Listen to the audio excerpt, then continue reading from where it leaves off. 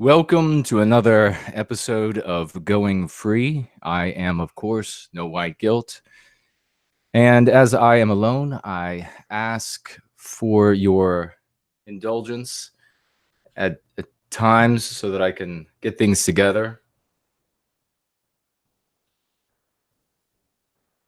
For one thing I want to do here is set my screen up so that I can see you all. Can everyone hear me okay? All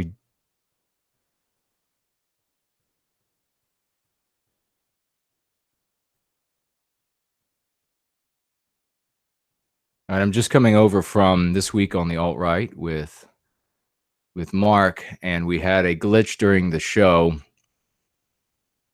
and everyone was thrown off the stream.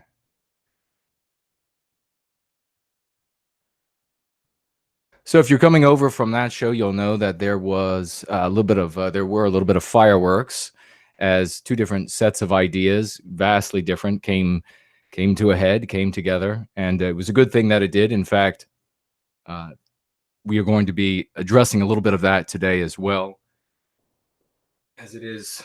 I don't want to necessarily. Well, I guess there are going to be people who watch this that didn't see that episode of Tutar, so I should go ahead and cover it as much as I wanted to anyhow. But today we're going to be talking about a concept and a prediction. The former that could undermine white well-being, and the latter that could destroy our efforts for white well-being. I'm also going to be referring to my notes quite a little bit. I will try to make this as interactive as possible.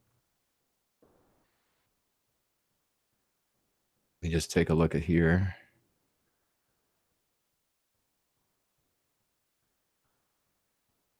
Somebody says, I didn't seem to like John. I don't like John Mark's position, but John Mark, I understand, is a nice guy. He was respectful, and so I have nothing against him personally.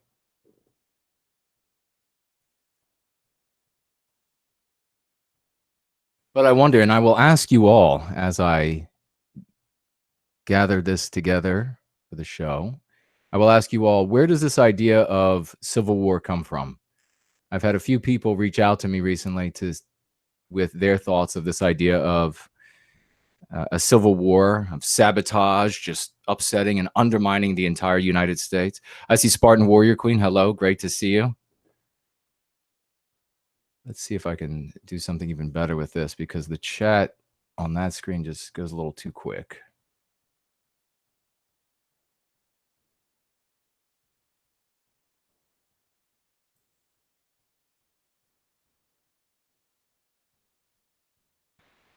Have Good Day says, I think some of it comes from Kurt Doolittle. How is propertarianism not just libertarianism for the super autistic?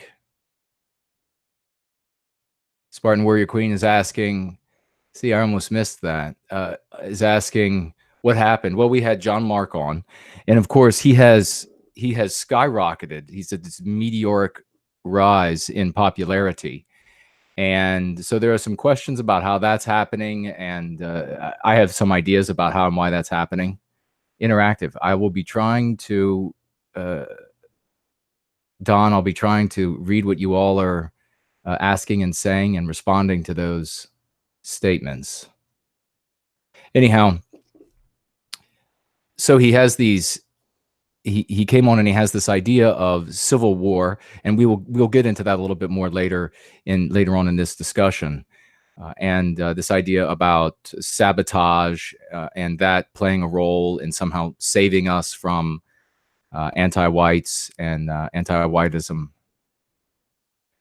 So I know from being in the movement for a very long time, all my life, that the government, the regime, endeavors in the most criminal ways to undermine everything that we do for white well-being, and imprisoning us by way of encouraging us to commit crimes and this sort of business. This is something that is usual. This is common. This is well known.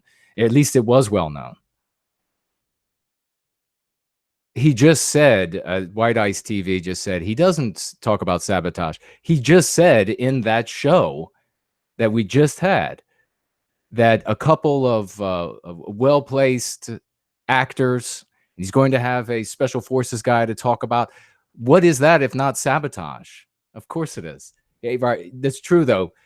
White Ice TV, he didn't use the word sabotage, but if we talk about somebody sitting down at a breakfast table and pouring out oats into their bowl and pouring milk on it and eating it, that is still called eating cereal, and that is still called breakfast. So you don't have to actually say those words for that to be the case. And I believe elsewhere I heard a snippet of him referring to since last week. Somebody shared with me a snippet of him saying essentially what I was trying to attribute to him, that to be the most generous I could, which is he's not contemplating a civil war without an opposing entity, because that would be really silly, but that he was talking about individual actors. In fact, he says that near the end of the stream. So maybe you need to go back and listen to it. He talks specifically about individual actors all over the country acting. That's not civil war. That's called sabotage. So looks like we have a super chat from DB Cooper. Super chatting with $5. Here are a few greenbacks from my secret stash. Every little bit helps. Absolutely. Which reminds me, let me pop open my Streamlabs so that I don't miss anyone.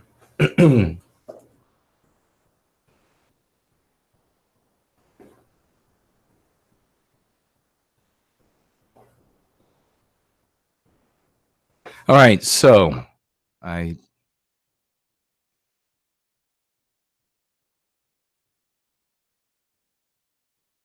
everyone can still hear me, okay? Yes? I think we are really being messed with by YouTube.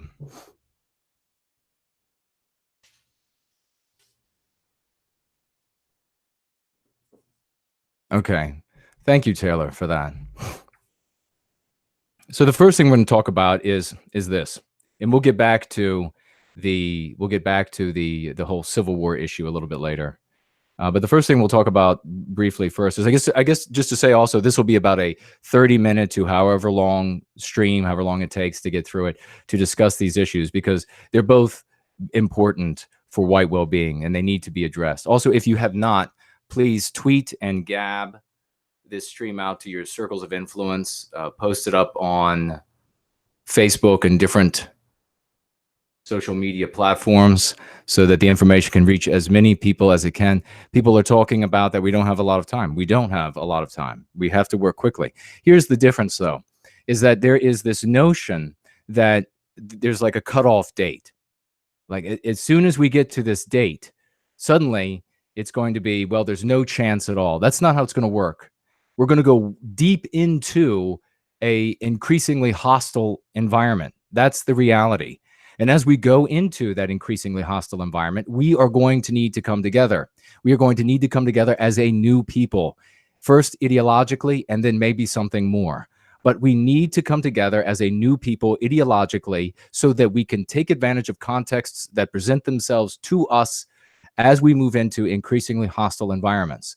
There isn't going to be a cutoff day. There is no way to stop, no amount of sabotage, no amount of anything that is going to stop what is inevitable, which is the non-whites are going to surpass us numerically, and they increasingly are going to carry out anti-white policies, etc., against us, which are all going to afford us the opportunity to make arguments to our people in the masses, to make arguments to our people and to win over the scores of millions that the anti-white elites fear. The reason why they continue to propagandize these people is because they fear them, because they represent a counterweight to their powers. So the first thing I'm just going to go ahead and jump into, and as I say, we can come back to that, is if I say that the doctrine of our victimizers is anti-whiteism, what is the acoustically hideous, effete alternative that we often hear today? Taylor, super chatting with $2.99. You clearly exercise. What is your gym routine? I think I'll do thank you very much for the super chat and the compliment. Okay, good. It's coming up now over here. I think maybe I'll do a whole stream on that. We'll do a stream on physical fitness. We'll speak directly to, I can speak directly to the physical fitness of both men and women. Let me see. Dylan asks about the Brazilian presidency. Kind of off the topic at the moment. Maybe we'll circle back. Some people are beginning to panic as the realization that whites in America are rapidly becoming a minority. I'm on the fence about the whole Civil War debate. Well, we'll get back to that, and a lot of what you just said, DM, is important because that the motivation, the reason why people are going to that idea, the reason why they're taking up this idea of civil war, is because of this fear that we're not going to have an opportunity to recapture our destiny once the anti-whites continue to implement well, let's just go back. Let's go back to your actual point. Once they are numerically superior, effectively they are numerically superior at the moment, because we have so many anti-white whites who joined them in their positions against us. So effectively, we are in an absolute minority by far. So we are already in that position. What we need to do between now and then is to, as I say, become a people ideologically.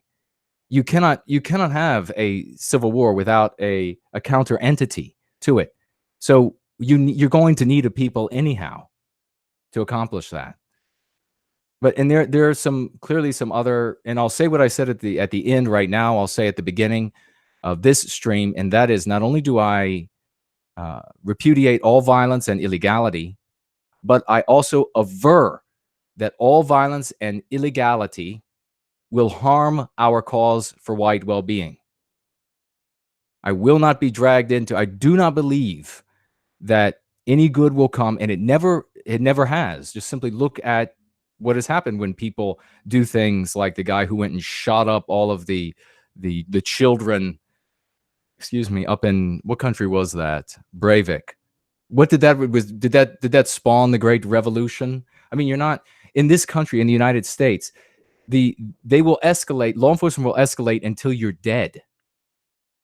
So a couple of guys that went to Charlottesville wanted to get in a couple fistfights, something that 40 years ago the police would have broke up as long as nobody was severely injured and sent on their way. They're now going to spend decades in prison for that. How long do you think you'll spend in prison for planning or carrying out acts that you believe will result in the destabilization of the United States? I mean, just ridiculous. Casual Cruising, super chatting with, looks like, what is that? The Swedish krona? 20 krona. Do you eat unhealthy food like cupcakes? Never. I never eat anything unhealthy. And that I'll share right now is one of the most important things that is not regularly shared with folks when it comes to being fit and being healthy. And that is that it is far more important to stay away from the things that are injurious to your system than it is to eat the things that are good for your system. Your body can go a long time without a lot of the vitamins and minerals in the precise measurements that we believe the body to need. But it can't do very much with the poisons that we put in our mouths and drink and take in inoculations and that sort of nonsense. So if I say that anti-whiteism is looks like a Phoenix Fire donated $10. Yes, pay attention to your gut feelings. We should be dubious and cautious, especially when they challenge our safety. Very well said, Phoenix Fire. That is a fantastic super chat, and that was by way of Streamlabs. Maybe we'll just jump right on over to let me just move my notes around since we have so many people, we're already into this Civil War discussion coming off the other show, and we can just jump into that. So some people were saying that it's coming from Kurt Doolittle. I received a lot of information from or from a few people about Doolittle and this whole proprietarian idea and this encouragement of civil war, this notion that a few well-placed acts of sabotage were somehow going to destabilize the United States of America. Is that where you all are hearing it come from? Is that where it's coming from? Proprietarianism and Kurt Doolittle? Or is it coming from someplace else? I asked John directly during the show, and he said he got it from some Reddit post.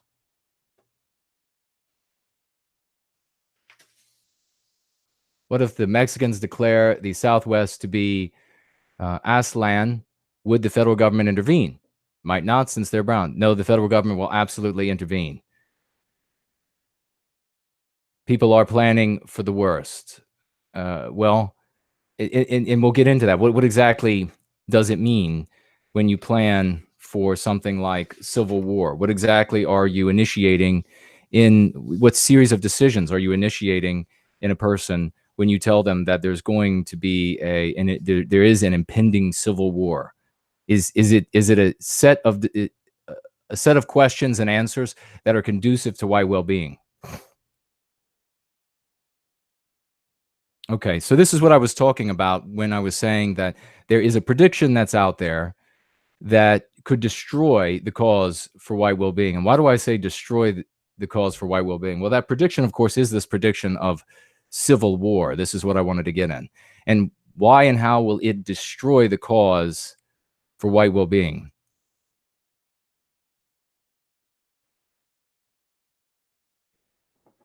Okay, so first of all, there is not going to be a civil war.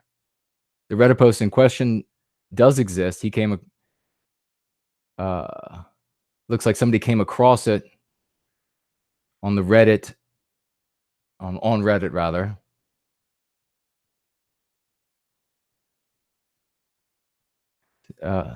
Dan writes, still a few minutes behind, but we are already in Cold War. Our government can't agree on anything that helps us. I agree. We aren't going to get into hot war. Well, do you mean hot war as in the United States against the white population?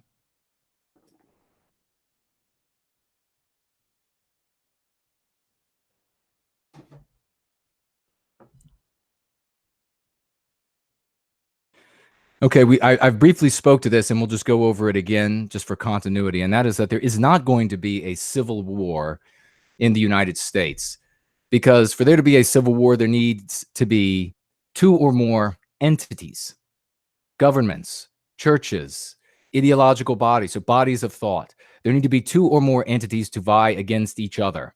There cannot be a disparate population fighting with the superpower of the world and call that a civil war. Thank you, old man in the house, writing, thank you for always bringing the gospel. Thank you, brother. I appreciate it. I appreciate your super chats that you've given as well. So you need an entity. You need, as I said on last week's episode of Going Free, that you need a colors. I use the phrase colors. You need a standard to which to join to pledge allegiance. You need a group of people to orbit a gravitational center that is an ideology, it's a religion, it's a government, it's a something like this, and that ideology, religion, government, etc., can communicate its ideas, its truths, its policies, its plans to that body of people who pledge allegiance to it. You need a physical entity to which people can pledge their allegiance in order to have a civil war. So it is superbly stupid to believe that there could be a civil war when there isn't an entity to fight against the United States. So that in and of itself, and then what you have very often where you have people say, well, there could be this or there could be that, kind of scenarios is they keep shifting, they keep moving the goalposts. They keep saying, well, what if this? What if that? You can't base plans or speculations or your understanding of our environment based on these endless what ifs. What if this great scenario happens this way? Or what if that scenario happens this way? That's not how you make plans. That's you don't have a this fantastical notion about how something might happen, and you start down this road where you extrapolate from half from reality, half from fantasy, and then build some sort of policy around that, build some sort of program around that. You build for the context in which you are in. It's like selling products to people right now. You build your system for the context you are in, and you pace the people that are in that context, and then you bring them, you vector them in the direction that they need to go to create new contexts, that so that you can then take appropriate steps to take availability of the opportunities to make the most of those opportunities in those contexts that then present themselves. If you are alone in your basement and you have an AR-15 and you have the Turner Diaries and you're just waiting, then nothing is going to happen. You are powerless, and you never can become a part of something of greater value and of power, because you're not out there doing the actual hard work. And that's what goes to this process of believing in this idea of civil war, believing that sabotage is going to somehow destabilize the United States.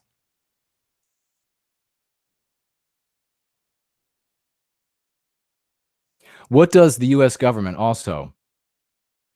What does I occasionally will have a piece of dark chocolate. Julie Storm is asking, do I not even eat dark chocolate? I had actually one piece of dark chocolate recently, but that is rare.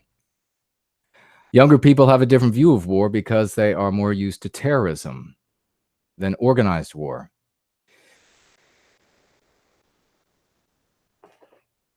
How to address that?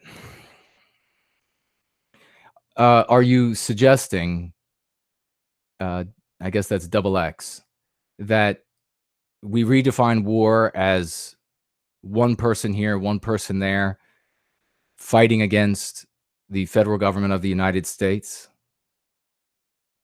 I mean, when people think war, and when we actually talk about war, not just for play, but for real, you have bodies of people who have the ability to resist and carry the fight against another body of people.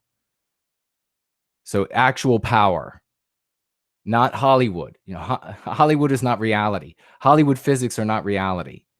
You can't have a ragtag band of people in the United States with the super surveillance state under which we function and think that they're going to be able to resist the United States. Says that's kind of what wars in the Middle East have become. They are in the Middle East. Okay. So you do know that in the Middle East, you have, for example, let's talk about the war in Syria.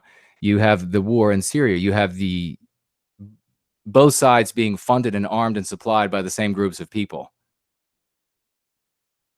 So where are you going to get your ability? I mean, this is the kind of like spinning these yarns down these trails of what if it doesn't happen. And like I had somebody the other day that said, well, look at what the North Vietnamese did in Vietnam against the United States. That was just guerrilla warfare. That all of these references to history are ahistorical notions. The Viet Cong absolutely had a central nervous system that ran that war, and the United States permitted that central nervous system by way of the Soviet Union, permitted that central nervous system to orchestrate and organize that war. They weren't just individual bands of North Viet Cong acting independently of each other. In Afghanistan, there weren't just bands all acting independently of each other. I mean, what was the Tet Offensive, for God's sakes?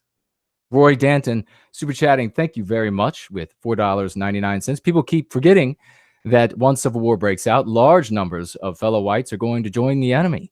So this can't be the solution. Well, again, I agree with that. Absolutely, Roy. Thank you. And thank you for the super chat. Again, there isn't going to be a breakout of civil war. You need an oppositional entity to which people can pledge allegiance. This idea, this sort of nebulous, arbitrary idea that you're going to have the conservative white population are suddenly going to become this alternative to the anti-white regime and suddenly start resisting it without the means of communication, without the means of being observed, without the means of knowing that okay, now's the time to go. Now what you would have is you would have individual actors who might then try to communicate to other actors. The entire time the federal government is going to be listening in, knowing what you're doing. And then as soon as you begin planning anything like this, they're going to move in and they're going to shut you down. They're going to jail you for life. And then they're going to use your plans and your beliefs, etc., to persecute the rest of us, to throttle the rest of our speech for white well-being. Double X says there'll be a civil war between Antifa and right-wing groups. I don't think so, because the government is run by anti-whites, and they will just, as soon as the right-wing groups won any sort of street battle with Antifa, the government will just swoop in. The same entities that doxed all of those people, those anti-white entities that doxed those people that are now being charged and sentenced to decades in prison, those same entities would come through for the federal government. The government would move heaven and hell to find out all of the right-wing actors, and they would then come to their homes and arrest them all. And they would spend the rest of their lives in prison. So that's what would happen. Also, this other notion I was talking about it a moment ago about people saying, well, a civil war could happen like this. And then once you disprove how that could happen, Don here says, Proud Boys are a good example of right-wing groups fighting Antifa. Exactly. What happened to them? How's the government handling the Proud Boys relative to how it handles the Antifa groups?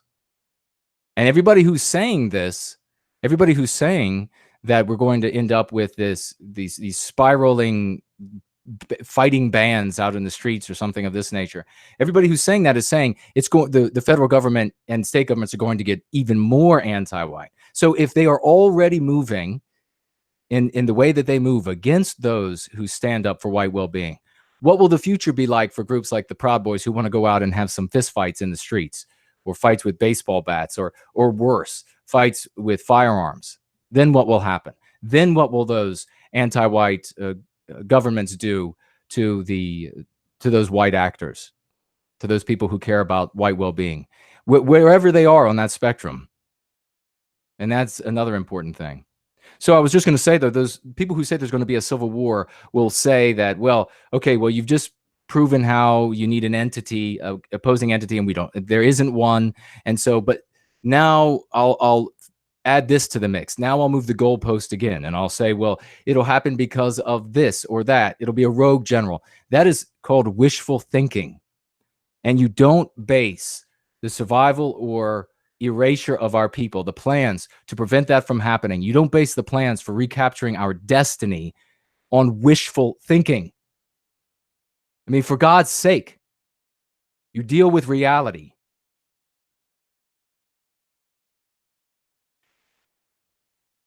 Throttlegrim says you're confusing people preparing for a violent outcome with people who are advocating for one.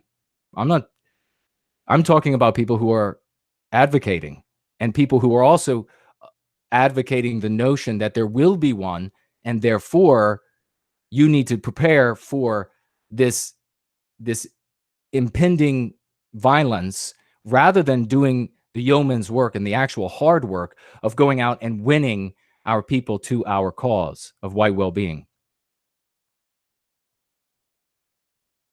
So if there is no chance of there being a civil war, and no chance, which there isn't, and which there is no chance of acts of sabotage undermining the United States, why is this idea given so much credence?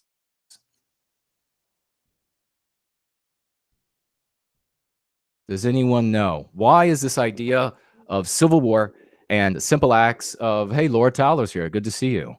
It is late for you.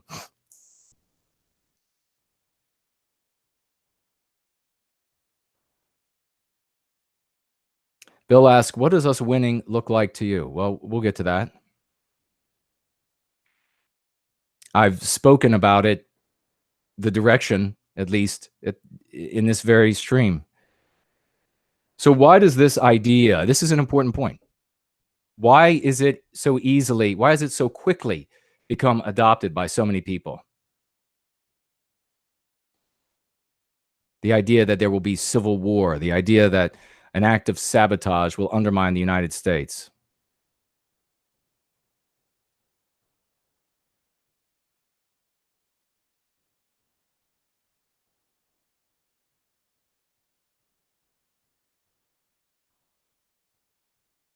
Matt says because people are defeated, they feel oppressed by society and see no way out.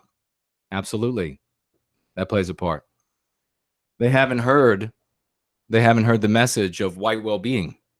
And when they do, they realize that there are things they can do. There are ways that they can act. Machiavelli sucks. Super chatting with $1.99. Thank you very much, good sir. People see no solutions being offered. Indeed, they haven't looked to the cause of white well-being yet. They haven't heard the cause of white well-being. And when they do, they become impassioned, they become inspired, they become excited about the future. They see now that there are things that they can do to move forward, small steps that we can all move. Because the question is not, how do we take back our country? The question is, how do we move from this context to a more favorable context? The question is, how do we win people to our argument, our belief structure? A big reason why this, let me just quickly look at what some of you are saying here.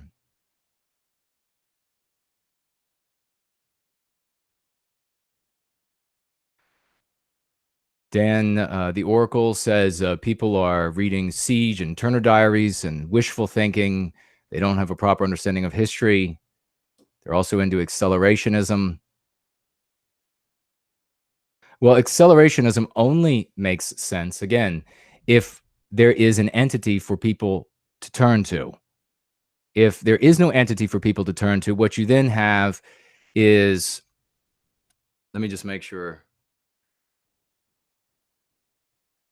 What you then have is this massive potential of people, of energy out there that then has nothing to for it to be, to cling to, nothing for it to go to, and therefore no nozzle, if you will, to direct that energy for the well-being of our people.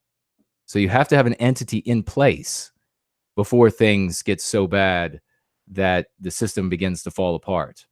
That is what we're working on here, is creating that entity, creating those groups that will be there for our people, for them to pledge loyalty to when things do come apart, or if things do come apart. We can't predict exactly how things will play out. We have a super chat from Laura, super chatting with $10. Thank you very much, Laura. Thank you for always being a consistent voice of reason and direction for our people. When I listen to you, it quiets the noise in my head. You bring clarity and a sense of purpose to my fight for white well-being. Thank you very much for that, Laura. That is very meaningful. I appreciate it. Fantastic super chat. Okay, well, we have a couple of the answers there about why this idea has caught on so quickly. Another reason why it has caught on so quickly, why so many people get passionate about this idea, is because it is really at root, and I don't blame people for this, but at root, it is the coward's way out. And these people might throw up their hands and say, "Coward, what do you mean? I'm preparing for bloodshed." Sure you are. Sure. This idea that there's going to be a civil war, or that someone else, or that some act of sabotage is going to overthrow the United States, enables folks to sit on their hands and do nothing. And of course, I had some people write when I say this and say, "Oh no, I'm doing something. I'm buying MREs and I'm buying guns and I'm buying ammo." And that is comical. That means you're doing nothing. It also is a form of entertainment. So it enables you to be a coward, and I don't blame you for that. As human beings, we all want the easy way out. We all want the road with the least number of obstacles. We all want it to be easy, but it's not going to be easy. No part about this process of recapturing our destiny is going to be easy.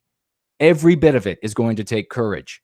And so folks that say, well, I'm being courageous by planning for violence in the streets.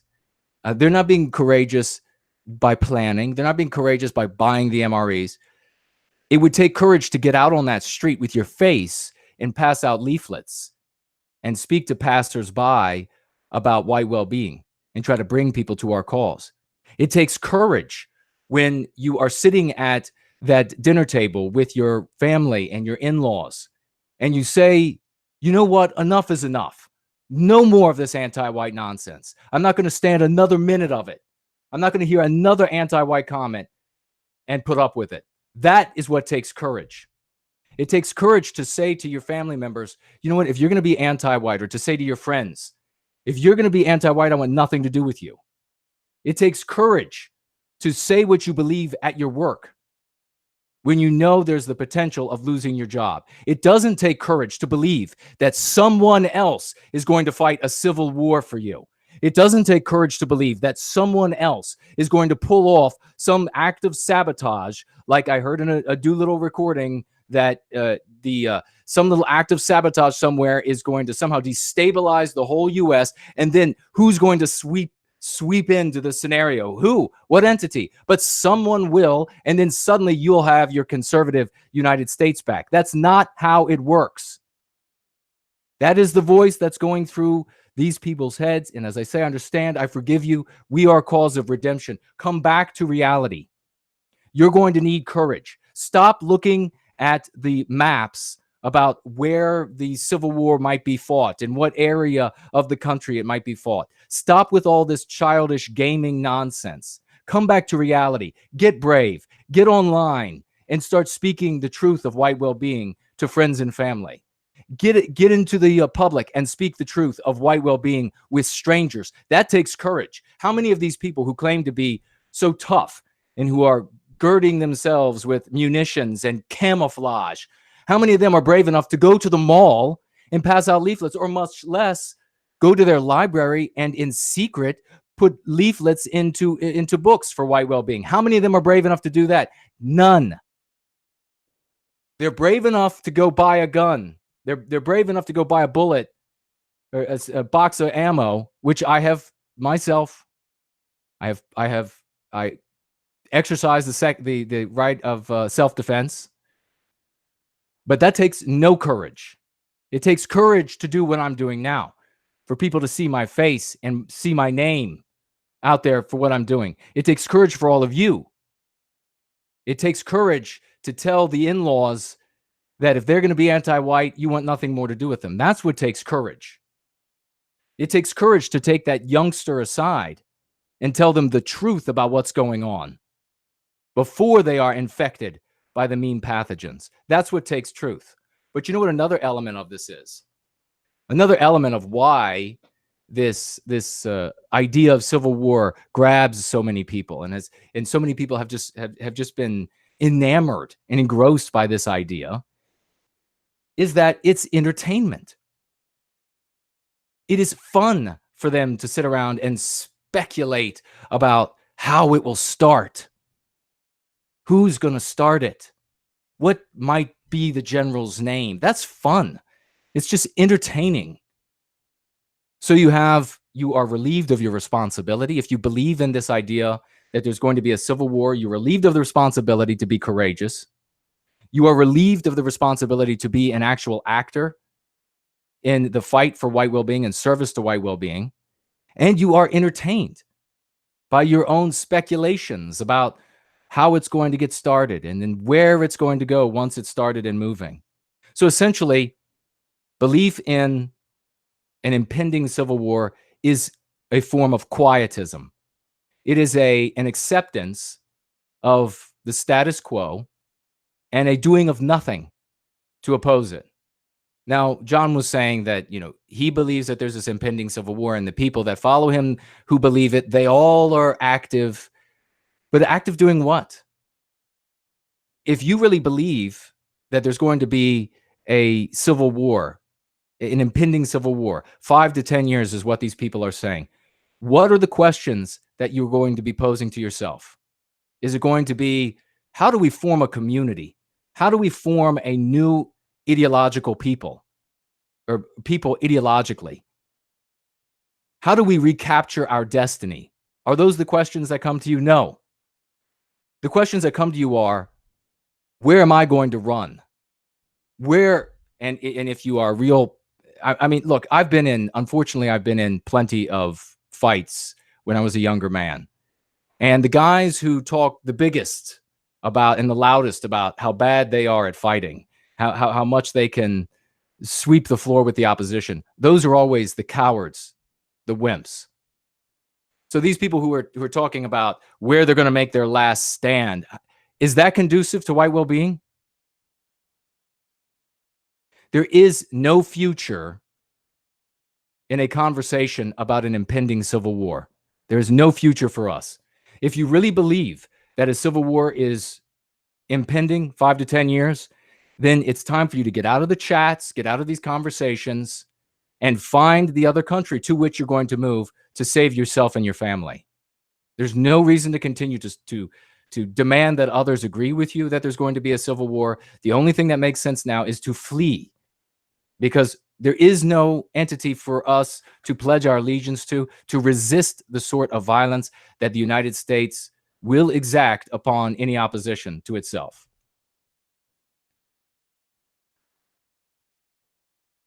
The belief in an impending civil war also enables escapism, as I said, because people get to spin these wild yarns to each other about how it will play out. I guarantee you, I haven't gone to look at any of these forms, but I'll ask you all to help me with this.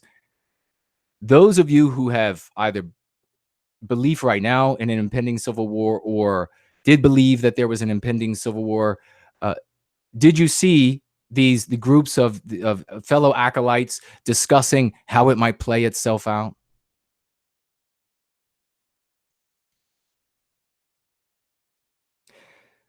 Great moderator and valuable member of our community, Syrup super chatting with £5. He writes, "Don't long for the glamour of leading some Hollywood crowd of rebels. Those movies are all about plucky anti-white gangs destroying white hegemony." Exactly. That's what it is. Too many people live in Hollywood physics. They live their lives based on that. And that's how they come to these silly conclusions that the scrappy band of rebels could somehow take on the United States.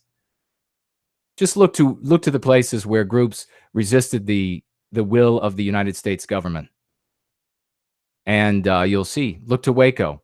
Look to what was that group in Montana? Freedom something or other. They turned the United States flag upside down. Just look to the places where people have resisted in that way, and you see what happened.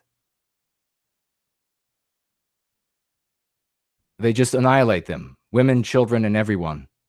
They kill them all. So, let me look over here really quick. All right.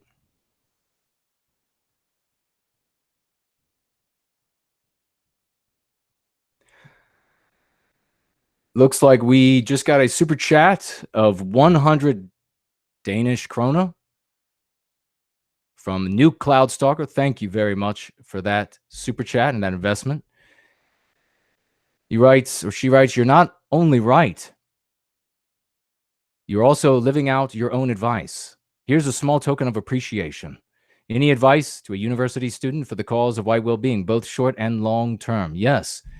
The advice is to young people is to educate yourself in the cause of white well-being. Educate yourself in the dialectics of going free. Cure yourself. Go free of these meme pathogens. Help your friends and family to go free of these meme pathogens. Spread this information wide and far. Stay clear of anyone advocating any form of illegality or violence. We can't even get up to the edge.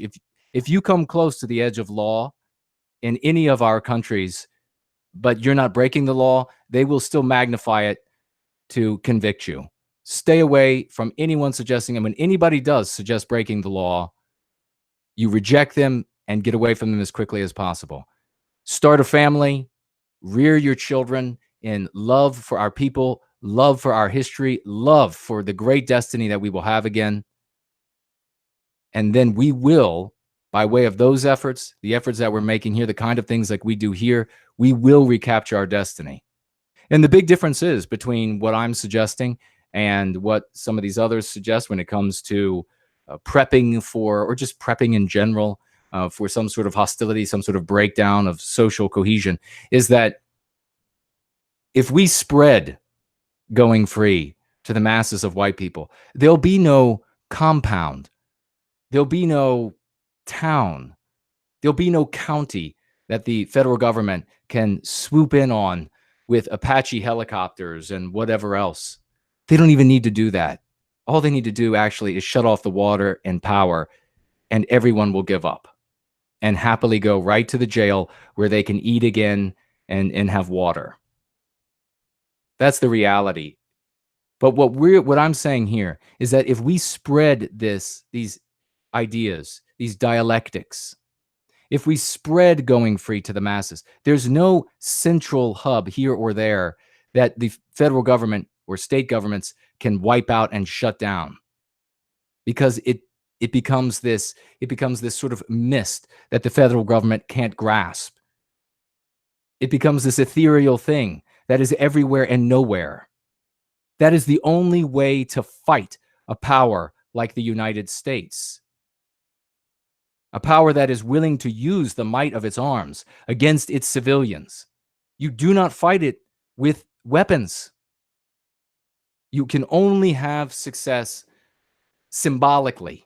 And you might say to yourself, well, symbolically, that's nothing compared to some big physical success on the field, some big battle on the field. But in fact, it's much greater, because it is symbolic vis-a-vis the scores of millions of people, of white people who are out there, who will then take up our cause, who will feel sympathy for us, who will feel empathy for us, who will align with us. That is what this anti-white regime cannot permit to have happen. That is why, if we spread like this and we become this mist that they can't put their hands around, our ideas freeing people of these poisons that they've been infected with, our ideas inoculating our children against these poisons that they would like to infect our children with, if we do that, then there's nothing, all of the tanks, all of the missiles, all of the bombs can stop, folks. If we do that, then we win. And that is going to take place. Speaking directly to someone's question a little earlier, what does victory look like to me? Victory to me looks like the joy in a white child's eyes who loves him or herself in our people. That's what victory looks like. And it spreads from hand to hand, from mouth to mouth, from generation to generation of our people. It spreads far and wide. So there is no locale to shut down. So there is no power plant to shut off and get everyone to surrender. That is what victory looks like to me. That is what we are doing. That is what the anti-whites fear most of all.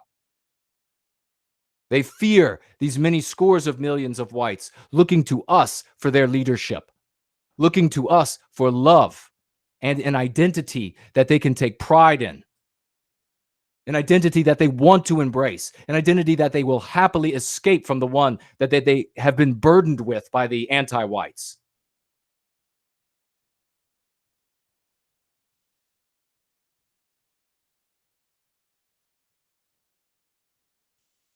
That's what victory looks like.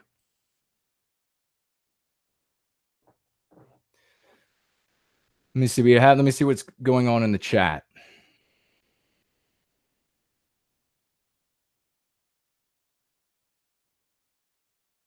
Okay. We've got a question about, and this is something I feel it's important. I'm glad it was asked. And by the way, folks, if you have not, please tweet and gab the stream and share it on Facebook, any of the social media platforms that you have. We need this information to reach as many people as possible because this is victory.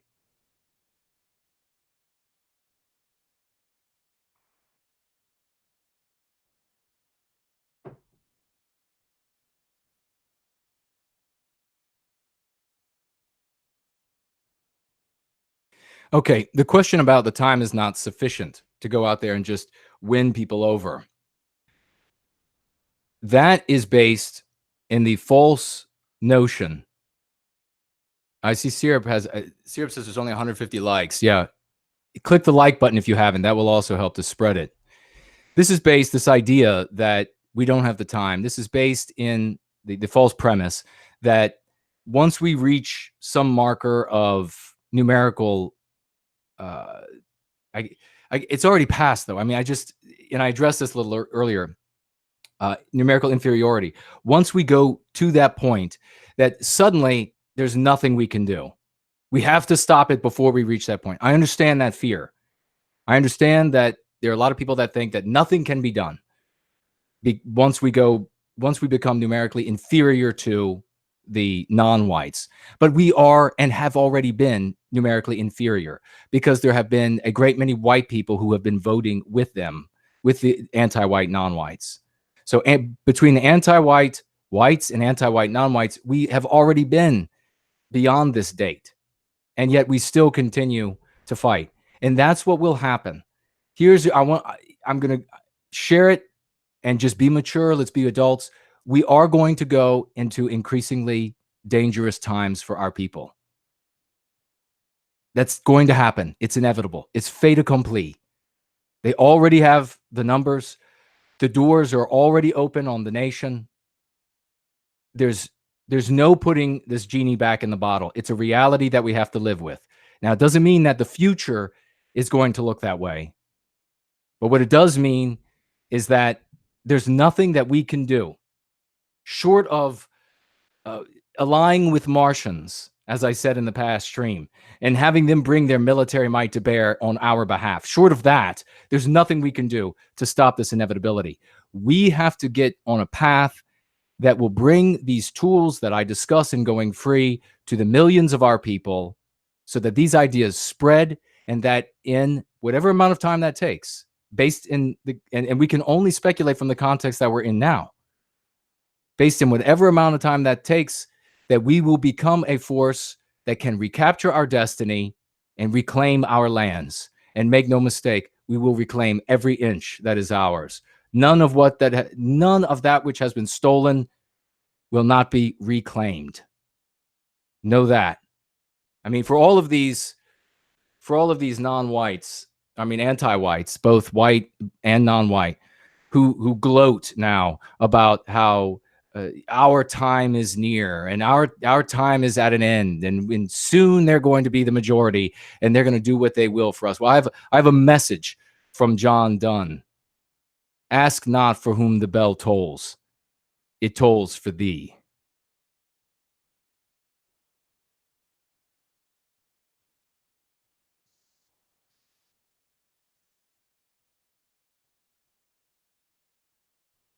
Okay. So what's the worst element? Somebody writes, this is depressing. There's nothing depressing about it. I'm ecstatic about the growth of our cause. They have done their damage. What they have done is already over. I mean, their achievements, their domination, it's already happened. It's already over. They will inflict more harm on our people. They will erase more of our history. They will pull down more of our statues, but we will put them all back up. We will take everything back. We will put our history back into our history books. That is a glorious thing. How I just said how it's going to happen. We are going to spread the tools of going free. And we are going to build healthy white families. And we are going to move by way of intent, but also by way of the pressures that are going to be exerted on us. We are going to move into proximity to each other, and we will be able to serve each other, work for each other, hire each other. Then these ideas will spread far and wide across our nations. And there'll be no single network of people, no single group, no single compound, church, or community to shut down, because it will be in the body of our people. But this idea of civil war, we got to get back to this before we run out of time. This idea of civil war is pernicious in several ways. And there's one that we really haven't discussed yet. We've talked about it being an immense waste of time. We've talked about it potentially putting you into harm's way when it comes to law enforcement. We've talked about it undermining our people as far as the work, the courageous work these people could be doing, as opposed to believing that there's this impending civil war. They could be converting people to our beliefs. They could be treating people with these dialectics and helping them and themselves to go free. But there's something missing. There's something far more dangerous for us. Does anyone know what it is? The belief in civil war, the belief that acts of sabotage will somehow yield positive results for us. What is this great danger to us?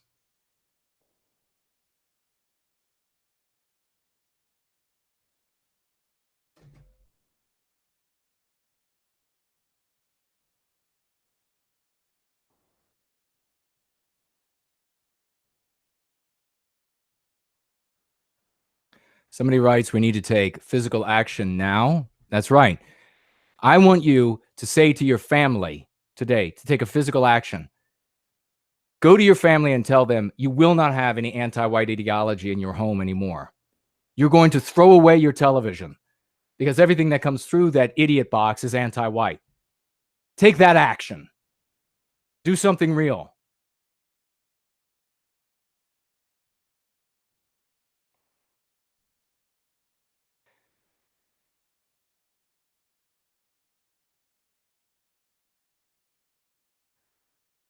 Looks like somebody writes,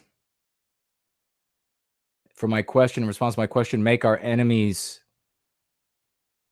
us our enemy's image. Not really what I'm getting at, but I'm not exactly sure how you mean that.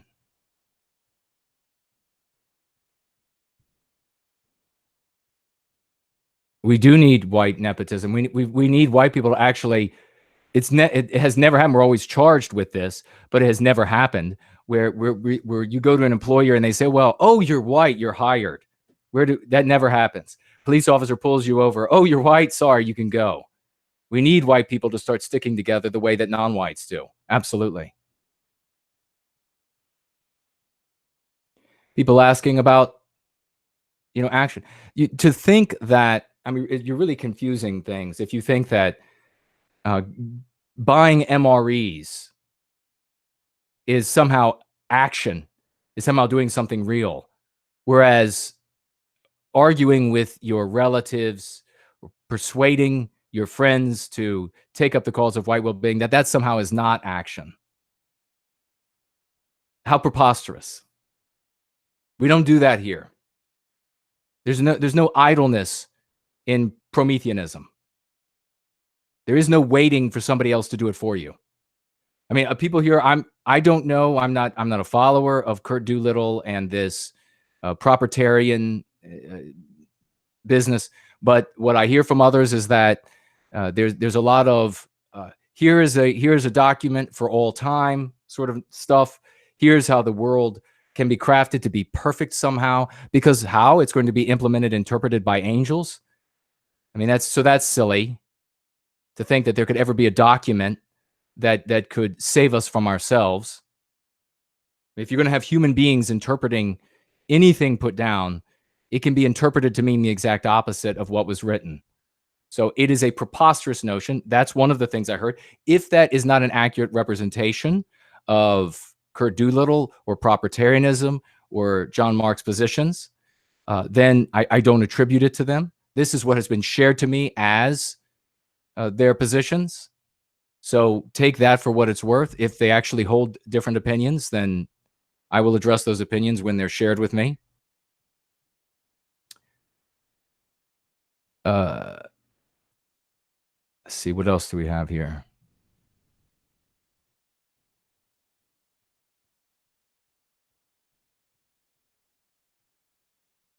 But back to what I was saying, if propertarianism is, there'll be this great, I have this great model of laws, and I'm going to make lying illegal, as if that could be done. It's the idea of whether or not one is lying is, in case you're new to humanity, that is also a subjective area. I mean, why do I have to say these things? These are supposedly like the big-headed thinkers, and they think that you could outlaw lying. Something as subjective as that. Or they're going to say, "Whoa, well, you're lying if you say that gravity goes the opposite." That would be not an application of how the lying and interpretation and the subjective form of that I guess act takes place in the real world. I mean, that's where we have to deal. We have to deal with the real world, not on fanciful notions inside of somebody's head.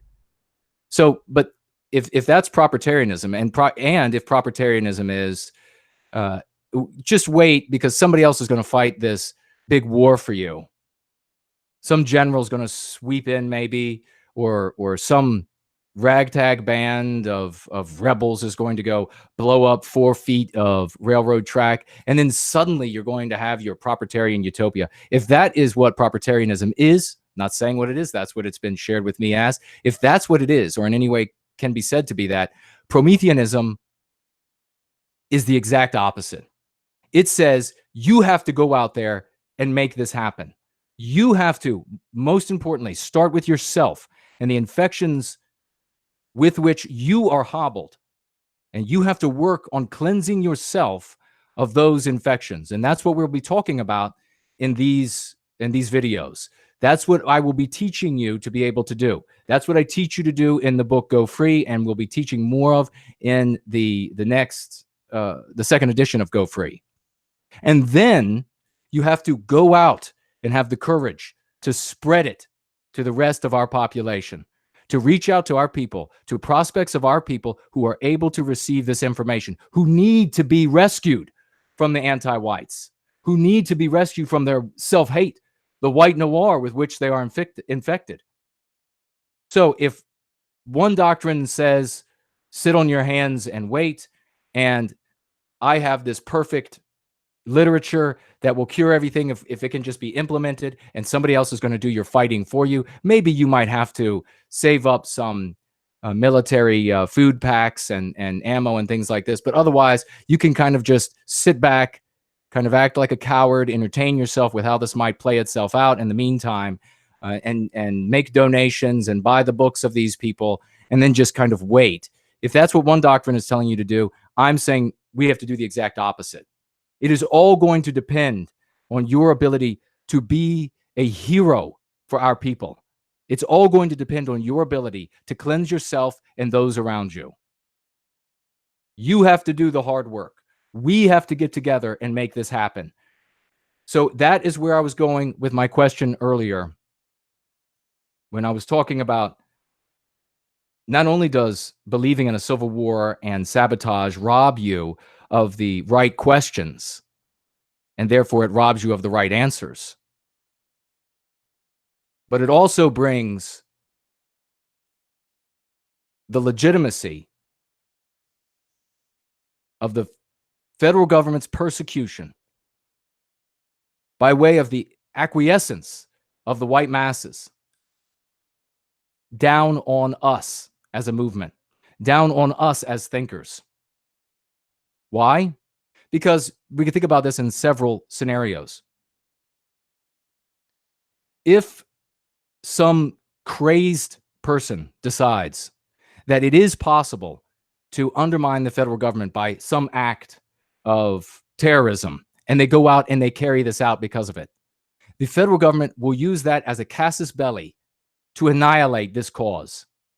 It will have people like me arrested. It will have people like Mark Collette, Jared George arrested.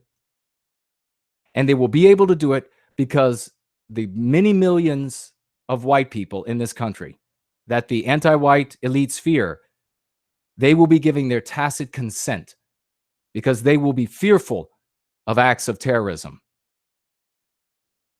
How else can this happen? You could have a group of idiots pumped up on psychotropic drugs, probably deserving to be in mental institutions, who think that, well, if we just go pour something in the water supply, that will somehow initiate the revolution. And again, the federal government will use that as the basis for the persecution of this entire movement. It will use it as the reason to take away all of our First Amendment. And again, they'll be able to do it because the broad millions of whites in the middle of this country will give their tacit consent because they will be fearful of acts of terrorism. How else could it happen? Everybody knows the next way. Bodacious writes, super chatting with $10. Thank you very much, good sir. If you want to prep, then build IRL networks and community. If it hits the fan, then take care of each other. Precisely. When we build communities across this land, across all of our nations, we will be able to survive by relying on each other. We're not, and by way of a unity born about by a new ideology, a paradigmatic shift in how we approach this challenge that we have of our destiny being out of our hands.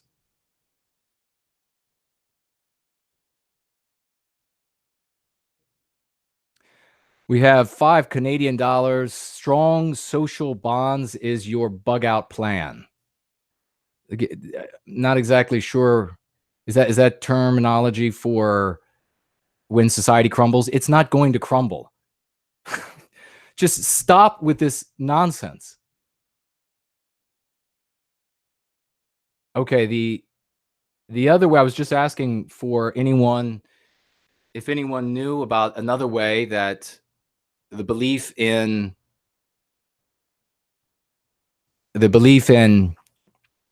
civil war, imminent civil war, could harm us. False flag.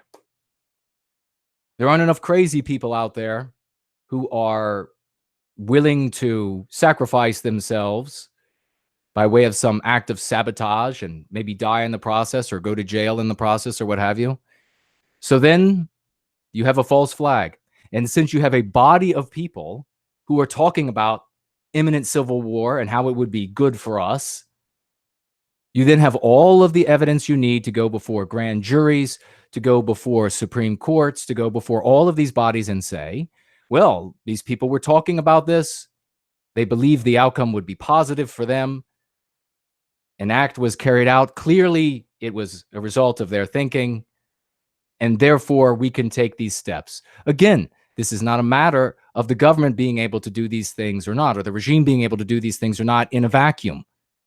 These things can only be done relative to those scores of millions of white people who need to be convinced that there is still such a thing as law and order. The government cannot just come and take out all of the content producers and thought leaders in the white positive sphere and have these many scores of millions of whites continue to believe that law and order still exists. But if they can show the population that there was a terrorist act, that there's a significant group of them that are arguing out and in favor of and in believing in positive outcomes by way of violence, if they have that to show the masses of our people, they will give tacit consent. And then the government will be able to persecute us without prejudice. Roy Danton, super chatting with $4.99. Positive example of taking physical action. Make more babies. Amen to that. And amen to everybody who super chats. I mean, the munificence with time, talent, and money is a hallmark of great character in this age. Giving to actual things that are resulting in lives being changed, communities being built. Those are the hallmarks of good character. These alt-light folks. I see Mark is here. Mark Collette, the great Mark Collette is here. Good to see you. These folks who build up these financial support base off of supplying you with a clever, with a glib tongue and a clever story to entertain yourself and to get you off the hook of duty, to get you off the hook of responsibility, of acting for our people and our well-being and recapturing our destiny. Giving them money is doing nothing for you. It's doing nothing for our people. It's doing nothing, most importantly, for our children and the generations to come who will live in real hells if we don't act now to build a new people ideologically across our countries, to build a new people that have a coherent thought system that cures them and protects them against the anti-white ideology that is piped in through every means of news and entertainment communication, by every means of education. If we do not do that now, you are robbing those children of something that is as good as we have it, which is awful and will pale in comparison to how bad it will be, as it will be for them when they reach our ages. So a big salute to everyone who gives and who is munificent with their time, talents, and money to this cause of white well-being. Back to my point. If we even have a group of people, a significant group of people, a current in the white positive sphere who believe that any violence will yield a positive outcome for us, that is all the regimes throughout the West need to prosecute. Let me say that again, because this is important for all of you. And this is something that used to be well known in the cause. We used to have meetings where narcs and FBI agents and the like would show up at the meetings and they would suggest criminal activity. And people went to jail, not for engaging in criminal activity, but because they entertained the discussions. But you say, that's not fair, that's illegal. Oh, that's not what matters. What matters is, can the government go before that broad mass of white people and say to them, these people were plotting terrorism. Here's the kinds of things they were thinking about doing. This is what would have happened to you and your family had we not intervened. And if we don't put them away now, this kind of thing still may happen to your family. So all we need is for a large enough group of people to believe that there could be a positive yield from violence for our entire cause to be adversely affected, for the regimes in our countries to use that belief system as a casus belli to round us up. So when you're thinking about on your social media platforms and you think using VPNs and all of this other stuff, you're going to be safe, nonsense, hogwash, get real. You seriously think that the government of the United States and other Western powers can't look right into every single thing you're doing? Unless you are at their level of computing, they can know everything they want about you. And if you are entertaining discussions about a positive yield for violent outcomes, you have now exposed yourself to prosecution at every level in every Western government.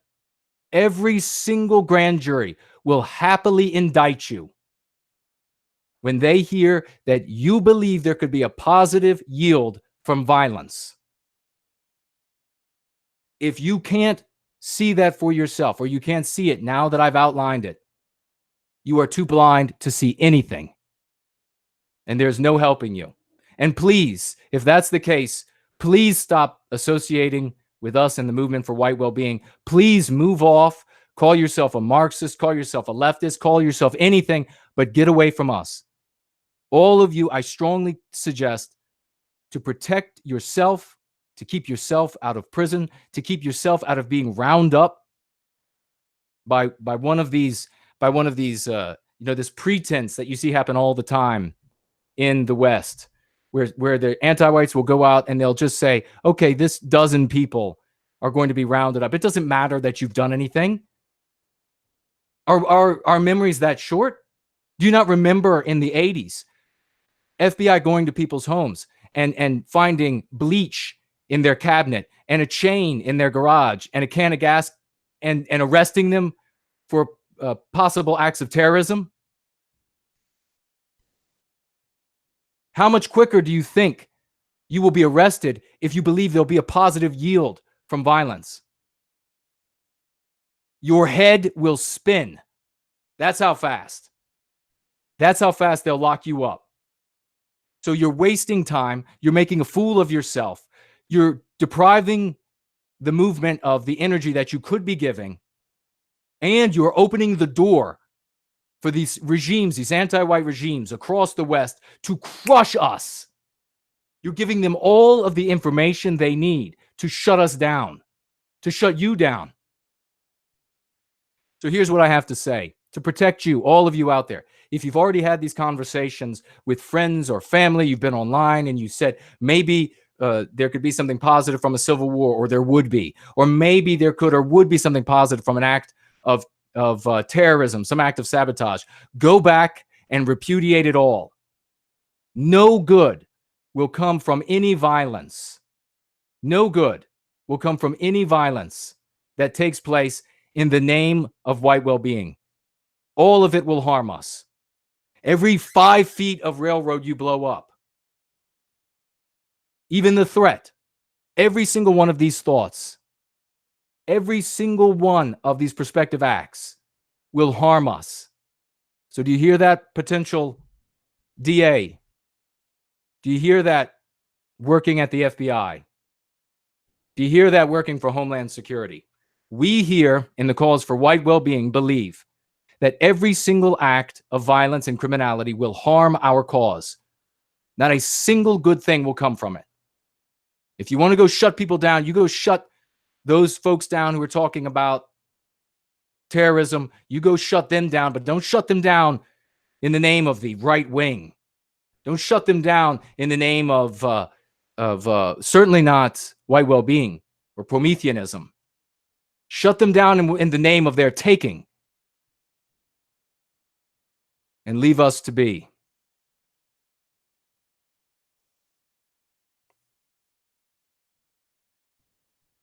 So I'll say in the past, the way we handled it in the past, when the narcs would show up at the meetings, or the FBI, local law enforcement would show up at the meetings, and they would say, well, why don't we do this criminal act or that criminal act? We would say this is how we began protecting ourselves, because the prisons were filling up with people who would just not say no to these folks. The prisons in the US were filling up with political prisoners. What would we say to them? We would say, that's the last time you get the last warning. Never recommend violence or illegality again in our presence. And if you do, you'll never be allowed back. And you know what happened? A lot of those FBI agents never returned to our meetings. A lot of those narcs never came back because they knew that they weren't going to be able to trick us into a conversation about a speculation that they then put before a jury. And that, let me tell you what, before a jury, it's not going to sound like you were telling a joke. Before a jury, it's not going to sound like you were just speculating. Before a jury, it's not going to be good enough that you said, I renounce. I've always renounced illegality and violence. Before a jury, before a judge, all that's going to matter is that you were entertaining the idea of violence yielding a positive outcome. That's all that's going to matter. And you know what I just did? I just saved an untold number of you from going to jail. That's what I just did. I just undermined a significant effort by the anti-whites. And every time you repeat the admonition that I just gave you, you will be doing the exact same thing. You will be undermining the anti-whites. You will be depriving them of a powerful tool for shutting us in our cause, our service to white well-being down. And you will be saving lives. Not just preventing people from going to jail. Because what happens very often, unless you decide you want to become a Nazi in prison, you'll find no safety. Very often, people who go to jail, who have our belief system, and who don't align with the Nazis in prison, they end up dying. So you want to do something grand? You want to take a physical step? You want to save lives? You want to prevent our people from going to jail? Take what you just heard and spread that at every message board. Take what I just told you about how the regimes in these countries will persecute us at all of these different levels, by all of these different ways. And you get those people to repeat those things, and you will have done an immense heroic service for our people. Nothing could be more honorable than saving our people from the outcome that the anti-whites would like to inflict on us. Do that instead of enjoying a wild yarn about the unraveling of a superpower, which is not going to happen in any way, shape, or form. Stop with the childish talk.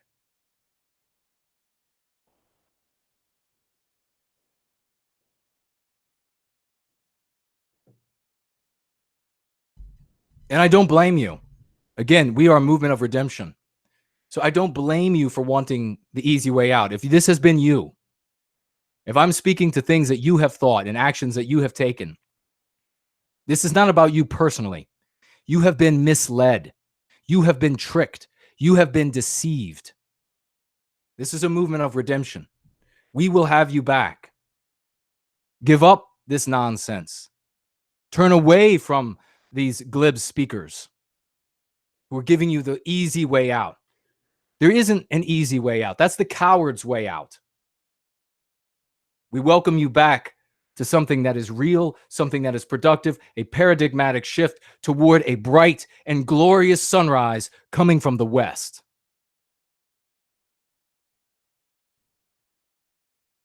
Looks like we have a super chat by way of Streamlabs, by way of Sin526, a great member of our community, super chatting with $5. I may disagree with you at times, but you are still one of the greatest voices and thought leaders in the movement, and I am always proud to support you in your work, sir. Thank you very much. That's and Sin 526 brings up a great point, and I said this to John Mark while we were live, and that is that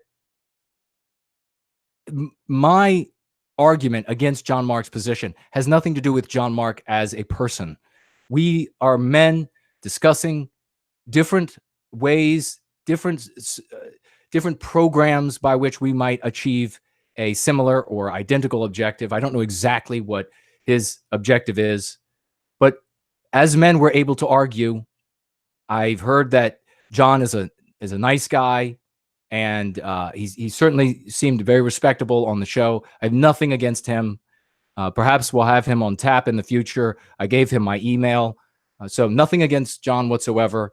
And for all we know, he could give up this idea in the future of an imminent civil war. He could see the problems with this. He could also see his own security at risk for him continuing to talk about any positive outcome of violence. I mean, I don't know how old he is, how long he's been in the cause, but I'm speaking from a very long reputation, a very long time in the cause, and the experience that I've had, and the people I've seen go to jail, and the way that I've watched the governments send people to jail. So saying that you object to violence and illegality isn't enough. That's just a fact. And it's not just also, and I'll throw this as an aside before we move on briefly to one other thing and call it a quits, and that is that it's not just the laws by way of the state that can be brought against you, the DAs and the like and prosecute you and throw you in prison, but it's also the lawfare practiced by the anti-whites. Just go research people like Tom Metzger. Go research some of these people who never advocated, who never said go do X, Y, or Z for the cause, who just implied that X, Y, or Z might be good for the cause, or that X, Y, or Z might be deserved, something that could be interpreted as illegal, as an encouragement to an illegal act, or as an encouragement to a violent act, just something that is kind of in that gray area. Go look at that and see what happened to them. They were sued so deeply and profoundly and successfully. How do you think you would fare against an anti-white jury? They were sued so deeply and successfully that they effectively ceased to exist. Their checks and everything disappear. Every little payment they make from their job and whatever they do just disappear. Their lives are over. So that's another way that you can be taken out. That's another way that John Mark can be taken out by the anti-whites. So I hope he will consider these things. I hope he will take it a step further and say, not only does he repudiate those things, but he even repudiates the notion that anything positive could come by way of violence. Because if he continues to say what he's saying, he has made himself a target. And we also, finally, last word on that, we have to be wary that right now we're talking about these things as though they are honest people making an honest mistake. John Mark, the Doolittle guy, whoever these, we're talking about honest people who could be making an honest mistake. That is the way to interpret them. But there is something, of course, much more sinister of a possibility. And that possibility is that the regime and the anti-whites would intentionally inject this sort of an idea into our cause in order to take it down. They would intentionally fuel it. They would intentionally help it, knowing the psychology of the human animal, knowing that what would be appealing to them, that they would intentionally fuel this so that they could later use it against us. That is something also to be concerned about. I'm definitely not saying that either of those people or any of the other people who are participating in spreading these ideas are, in fact, working for the government. I'm not saying that at all. I'm interpreting them in the most generous light. But I'm saying that one can easily see how the government, the anti-white regime, would want to use such ideas and could use such ideas to very easily undermine this cause for white well-being, very easily crush everything that we are building. And wouldn't they want to? After the demonstration in Charlottesville, wouldn't they want to set up something now? And this is the 200 IQ thinking, folks.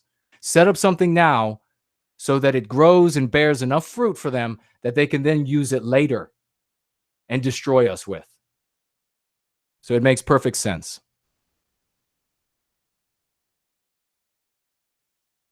So it is something to keep your eyes open for the future. Let me take a look at what some of you all have written. Let me take a look at the Streamlabs and see if I've missed anybody. Doesn't look like it. Let's see.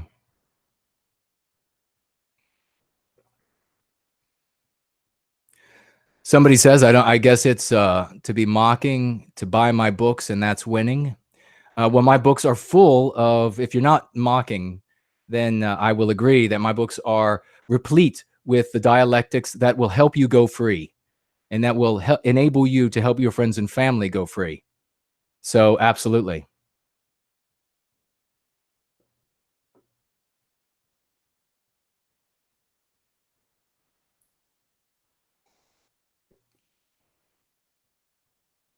All right, we'll move on to the last topic briefly.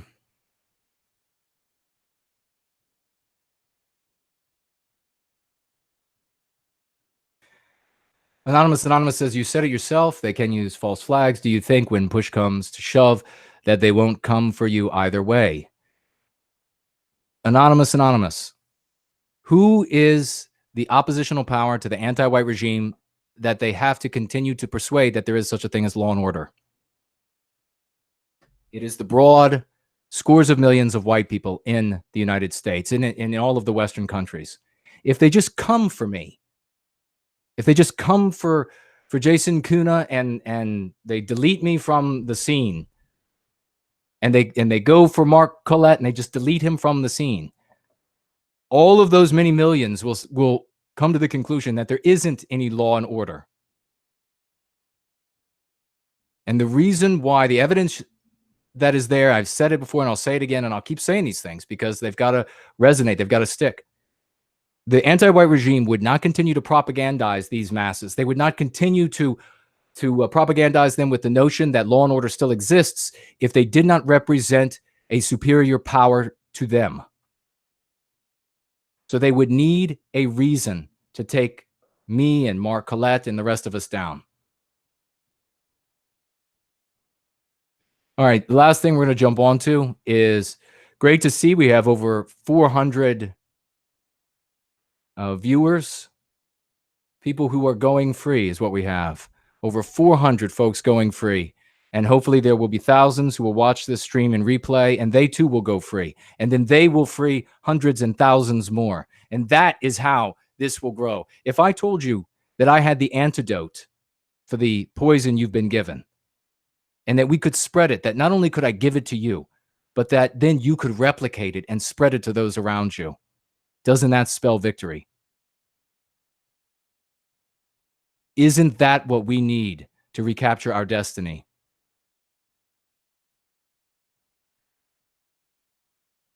Angharad Celtic, super chatting with $20. Thank you very much. Jason, you seem to be having subversive trolls in the chat. Everything you are saying is 100% correct. They are looking for anything to destroy us all of us. Thank you. Well, of course, there are going to be trolls. They don't bother me, but I appreciate you. Maybe I should give you, would you like to mod and make some of these people go away? If that's, let me know. Make sure you tag me.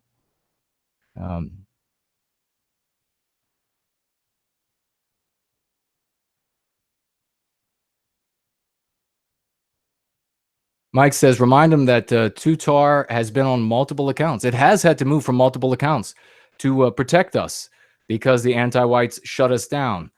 They shut us down. They shut down the stream we did with Greg Johnson because an alternative notion about 9/11 was shared. And that's all they had to do. That's all it took to put that into limited state. How quickly will they shut you down if you're talking about a positive outcome for acts of terrorism? So anybody saying that, I mean, they're just revealing who they are. They're revealing that either they are anti-white actors that mean something negative, they are misled themselves, they like to be cowards and to sit in their basements, perhaps, rather than be courageous and confront their families. They like to entertain themselves with notions of speculation about how it's going to play itself out, rather than doing the hard yeoman's work.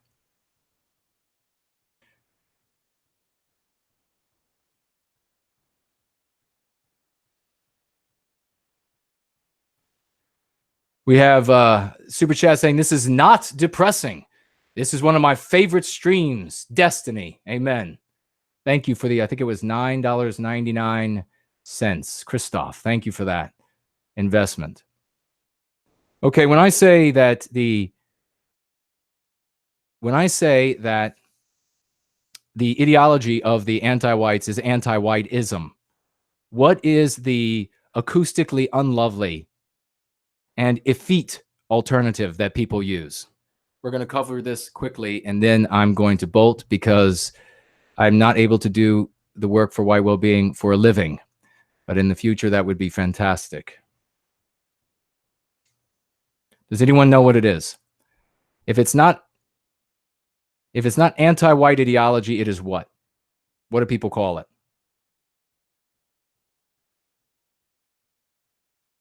I might run for political office at some point in the future, yes. I tell you what I'm going to do, actually. I tell you what I'm going to do. I'm going to take a 2-minute break and make a phone call that I have to do for work. And I will come back, and then we can take a little bit more time with this final topic instead of rushing it. So everyone hold tight. I will be right back.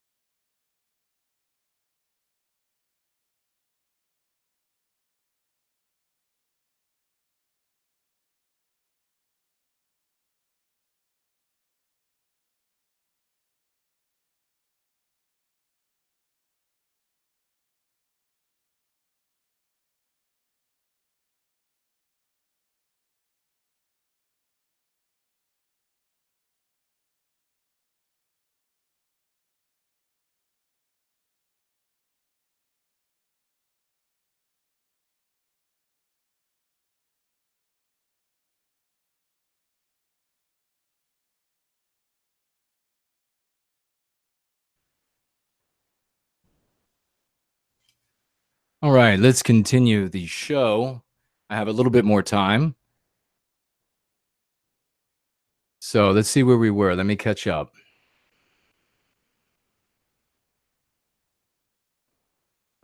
Luke, super chatting with $49.99. This is why I'm happy to support.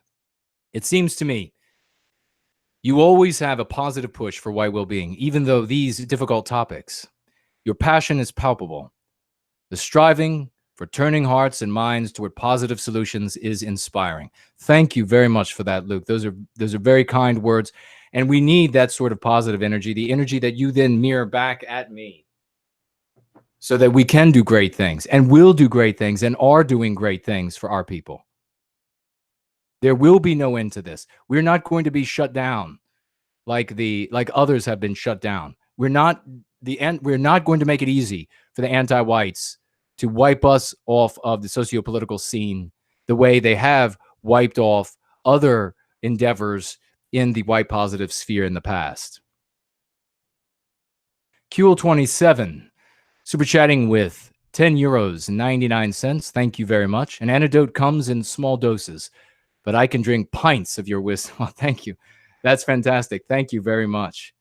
We have Kevin Savage super chatting with £2. Didn't write anything, but thank you very much for that super chat, Kevin.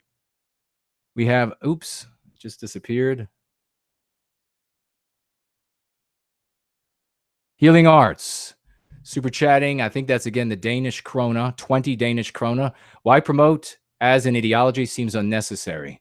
Well, you want to call it a collection of dialectics, a collection of tools, whatever you want to call it. I mean, we need this. What I have assembled is what has worked over time to free people of the what I refer to as mean pathogens with which they are infected. Once they are freed of those mean pathogens, this is something we're going to be talking about in the future, and it's very important. Once you are freed, and you're never, and unfortunately, the process is a lifelong process. You don't just, this is not like taking anti-venom and you're better. This is something that has to continue for the totality of your life because you've been infected for so long. And the deeper these memories are in your subconscious mind, the more power they exercise over your conscious thoughts and actions. So this is something you need to do for your whole life. But aside from that, we continue to be inside of the anti-white narrative, inside of their context. And so we have to continually rebel against that. We have to continually go free of that. Once you are doing that, once you are going free of these infections, you will discover a newfound energy, a newfound intelligence, a newfound spiritual power that comes from inside of you. This is the true spirit of Western kind. This is what has been denied to you and to me our whole lives by the anti-whites. They have cloaked it. They have drowned it out. You have no idea how amazing you can be. You have no idea how good your health can be. You have no idea how bright you can be. You have no idea how in tune spiritually you can be with our environment, our universe, because you have been throttled by anti-white ideology. And if I can share that with you and you can then share that with others, do you see the power that will yield us? This is not about sitting back and entertaining yourself and buying the coolest, tricking out the next gun, which is fun. I get it. I think it's fun too. This is not about that, though. We are not going to recapture our destiny if that is what we do with our time. We have Josh Randall super chatting with $10. You are right as usual, no white guilt. But I can't help but feel more black-pilled about our situation after having you lay it out. The reality is always, reality is, and this is why people pay for these liberalists to continue their fantasy.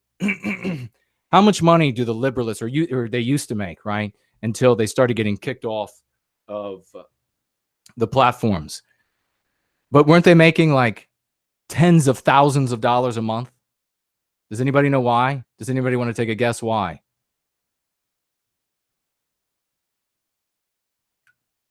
People like Sargon. Why did they make so much money? The reason they made so much money is because they they preserved a fantasy. A fantasy that allowed you to just feel good about yourself. False optimism? Absolutely, Johnny. False optimism. Perpetuate the fantasy. Perpetuate the idea that there's an easy fix. Isn't that the same thing we see with the Civil War claim? Now, is it a surprise that so many people hearken to this siren song of the imminent Civil War and the no need for you to do anything? Someone else will do it for you.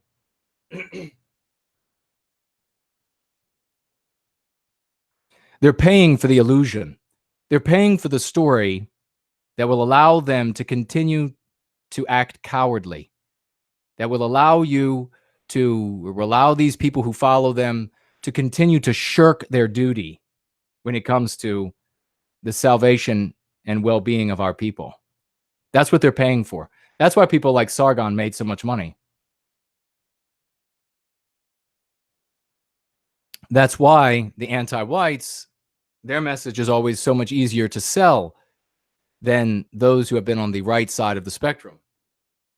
Because anti-whites go to the people, knowing the psychology of the people, and they say that everything will be easy. Don't worry about it. It's all going to turn out this X, Y, or Z way. We can have, everybody can be made equal. They're just pure fantasies. Pure fantasy. And people buy that. People will pay for that. People pay for it all the time at the movie theater. That's what makes a lot of money. Someone coming to you and saying, look, as I'm doing, this is going to be hard. We are going to have to be rigorous. That's not as easy sounding. It is not as easy, in fact, as easy indeed. It requires you to participate. But nonetheless, we have the actual victory before us. We have an actual path to salvation, an actual goal of recapturing our destiny that can be achieved by way of these treating of the mean pathogens and inoculating our youth against the mean pathogens that they will face in their future. Inoculating ourselves as well to future mean pathogens. Believe me, once the remedy to this poison begins to spread, it will spread like wildfire, and the context will change. Remember, when you feel down, that tomorrow's goal or tomorrow's fix, tomorrow's cure, tomorrow's objective is not planting our flag on the soil of their capital. Tomorrow's goal and objective is achievable. It's a shift in context. It's a shift that we can make. It's a shift that you can help cause to happen by learning these methods and then sharing them. It's like the reverse of a disease, a pandemic spreading through the population. There'll be no stopping it. And once that context changes, the anti-whites will have to change how they oppress us. New opportunities will open up for us. Then there might be some opportunities for actual entities to come into being, one of which I'm working on putting together, that people could rally around and pledge their loyalty to. Not before then. So there's everything to be positive about, because you and you and you, all of you, can take little steps in the direction of this great correction. Roy Danton, super chatting with $24.99. Excellent show. Most not racially aware whites just want an easy living and are terribly afraid of any kind of violence. So any promotion of such things will only allow the anti-whites to divide them even further from us. Precisely. And that is something that I said, I believe it was in Tutar today, that we have to be moving into proximity of each other. It's going to happen by way of our will, but it's also going to happen by way of social pressure, by way of anti-whites oppressing us more and more. As we come into these communities, living near each other all across our lands, none of us are going to want to be in the same community. Certainly, as one very bright woman told me the other day, certainly women with their children are not going to want to live in communities where people are planning blowing up 5 feet of railroad track. They're not going to want to live in those sorts of environments. They're going to want to live in places that are safe. And we as Prometheans will build safe communities. We will build safe communities online for our people, and we will build in real life safe communities in which our people can live, to help each other, to render aid, to doctor each other, to take care of each other, to hire each other, to employ each other. That is what we will build. Those are the real things we will make happen. So right to the point that someone made right up here, we just used the word Roy Danton, right back to the discussion that I wanted to address tonight. Jennifer says, amen, no white guilt. Well, thank you very much for that. And let me just make sure I haven't missed anybody. Once again, though, I didn't notice if anybody said it. If the ideology of the anti-whites is anti-whiteism, if I call it anti-whiteism, what is the acoustically hideous and effete alternative to anti-whiteism that you hear people use? Does anybody know? Tag me if you think you know.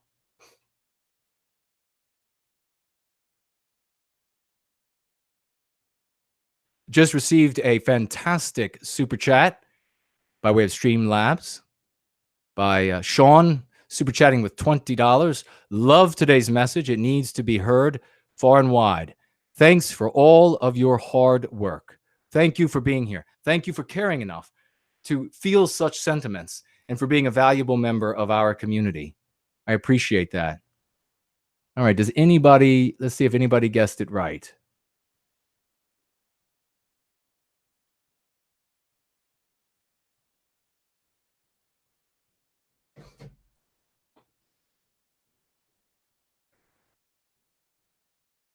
If anybody is curious, I know people know that Mark uses Red Bull to keep going. And Jared George uses tea, I believe. I use coffee.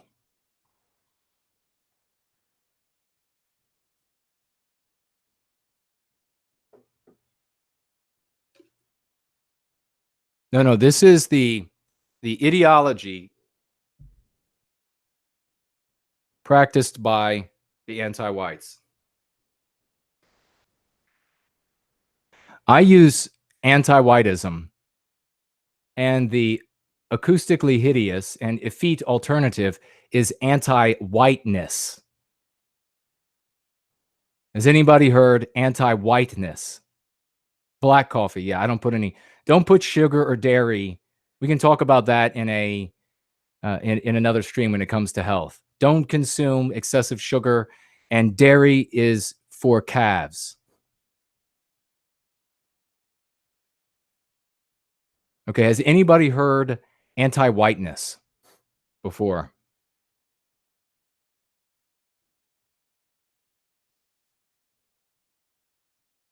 Okay. Phoenix Fire has.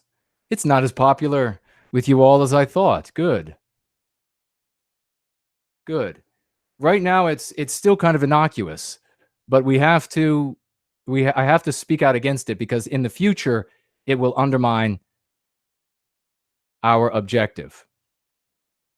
And what's our objective when it comes to marketing? To take a sidestep.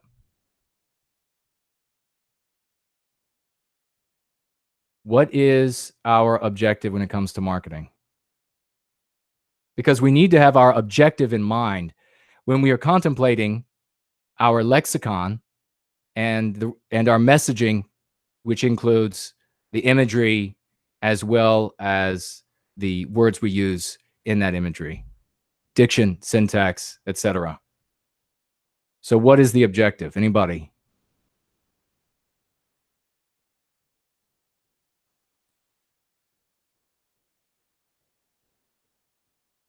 The objective is to win over the broad many millions of whites, normal average whites, who have the normal white sensibilities. All right. Those are the people we are talking to when we are contemplating the lexicon and marketing in general. Okay. We have to keep that in mind. There's no use in asking questions if we don't know our objective. Smitty 2000, super chatting with $4.99. Thank you very much, good sir. I haven't seen you before. Welcome to the community, or welcome to the world of super chatting if it's your first time. And if you have super chatted before and I've just missed it, my deepest apologies. All right, so we need to keep this in mind, our objective, when we're asking this question. So although the word anti-whiteness seems innocuous today, I'll tell you why it will undermine us in the future. Casual, cruising, super chatting with 20 Swedish krona. This is a much more inspiring message. Thank you. You are most welcome, and thank you very much for the super chat and the investment and the good work that we are doing here for white well-being. Again, folks, if you haven't liked the stream, please do so and share it by way of Twitter and Gab. We just have a little bit more to cover, and then I will be jumping off. I was only able to buy myself a little bit more time. Why will anti-whiteness undermine our objective in the future?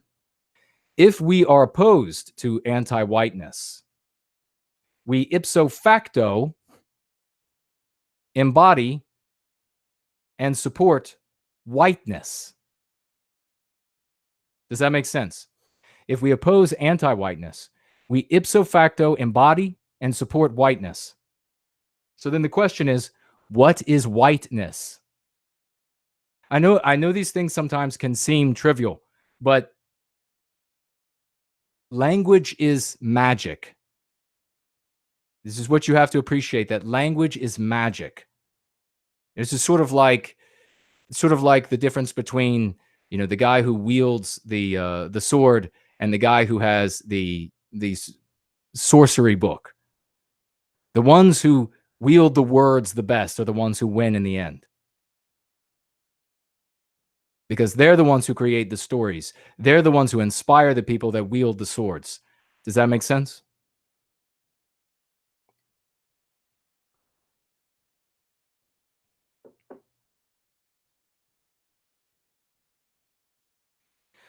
When it comes to whiteness, the first thing we have to address is the acoustics of it.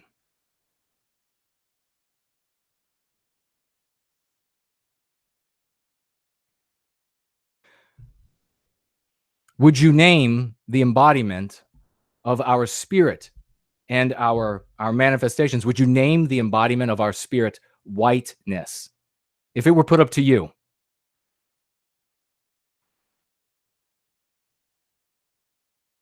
Whiteness is a made-up word that means evil. And we'll be talking about that. Great point. We'll be talking about that in a moment. Would you name? No, of course not. Of course, no one with any sense would name the embodiment of our spirit whiteness. Why? The reason why is that even though likes and dislikes are subjective, beauty matters. Even though likes and dislikes are subjective, beauty matters. Even though we're told from birth, and this is a really difficult, salute back, rising tides, thank you. Even though this might be a difficult thing, it will be a difficult thing for us to appreciate, because we have grown up in an anti-white society being told that everything is equal, everything is the same. There isn't a superior art. There isn't an art that's better than any other art. There isn't a projection that's better than any other projection. And yet, even though we believe that, even though we grow up being taught that, your breath still catches in your chest when you look at a cathedral, when you look at a great work of art, Da Vinci, for example. You see the beauty that's there. You know that's beauty. Right? When you see a perfect work of art in statues, you know that's beauty. And when you see something hideous, you know it's hideous. It is not subjective. And the reason why, when we as whites look at things like a beautiful cathedral or a statuary or paintings, symphonies and the like, and we feel that something special is there, we know it's beauty. We feel that because that is our biospirit being reflected back at us. It is a portion of us in that beauty. And that artist has realized it in a way that perhaps we never could, but nonetheless, in a way that is a part of us. That is the beauty that resonates. That is the give and take that you need to feel in a civilization to truly reach your personal greatest heights, your personal great potential. You need to feel that beauty. You need to have that give and take from our environment. Shakespeare, precisely. So you would not call the embodiment of our spirit whiteness because it is hideous acoustically, first of all. Bottom line, it's hideous. Beauty matters by itself. Beauty is a value as important as truth. Beauty is a value as important as truth. It is as important as justice. And that is why it was slain by the anti-whites. You want to know the cure for being black-pilled? The cure for depression? Beauty. You want to know the cure for cowardice? Beauty. The cure for weakness? Beauty. That is why it was taken from us. That is why the anti-whites have deprived us of beauty. Beauty or acoustics, appearance is also important in marketing because of its relation to beauty, obviously.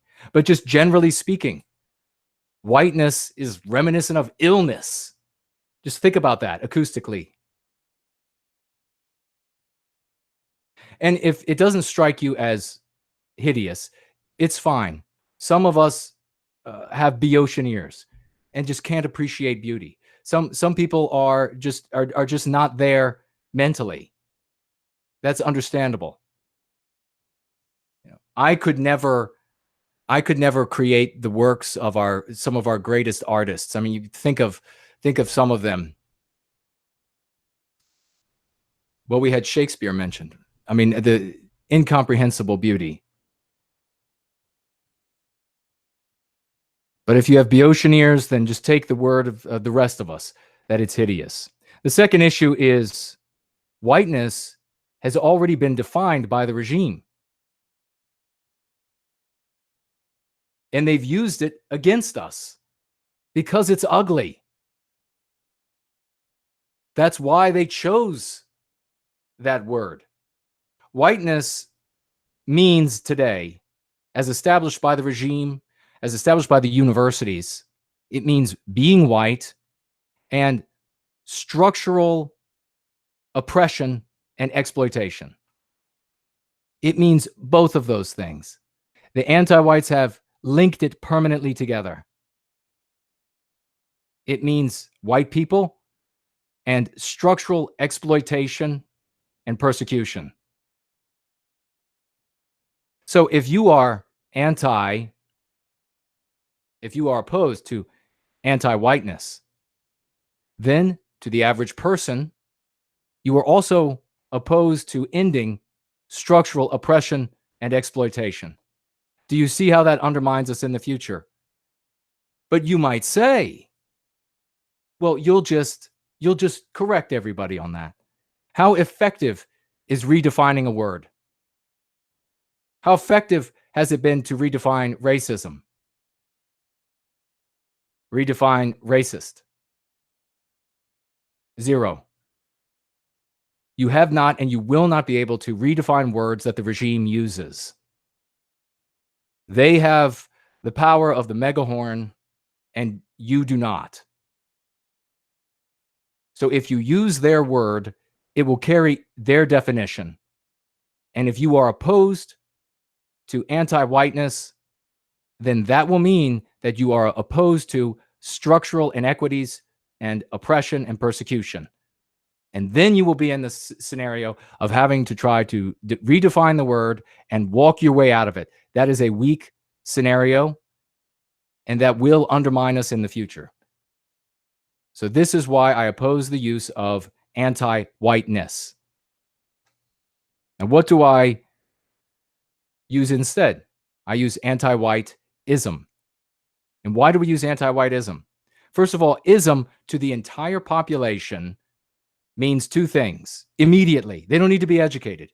It means a concept, a group of ideas, a group of thought, and it means the action that comes therefrom. So when you say ism at the end of the word, the entire population knows what you mean. It doesn't have to be in their dictionary where whiteness is. They already know what it means. And then reflect on the stream from last week when I talked about the power of saying anti-white. You couple those two things, and you have the formula for success moving forward. So to recap, anti-whiteness is innocuous today. Ugly, but innocuous. Fortunately, so few of you actually knew the phrase. So it's not as widely used as I had feared, at least in this community. But this is a smart community. This is an above average community. So it might be more popular outside of our community. But fortunately, it wasn't as popular here. But let it, from this point forward, be known that anti-whiteness is something that will undermine us in the future for the reasons I articulated. Instead, we use anti-whiteism. It may seem trivial at the moment, but trust me, when we were talking about, and before I wrap up here, and maybe we'll take a few questions as well.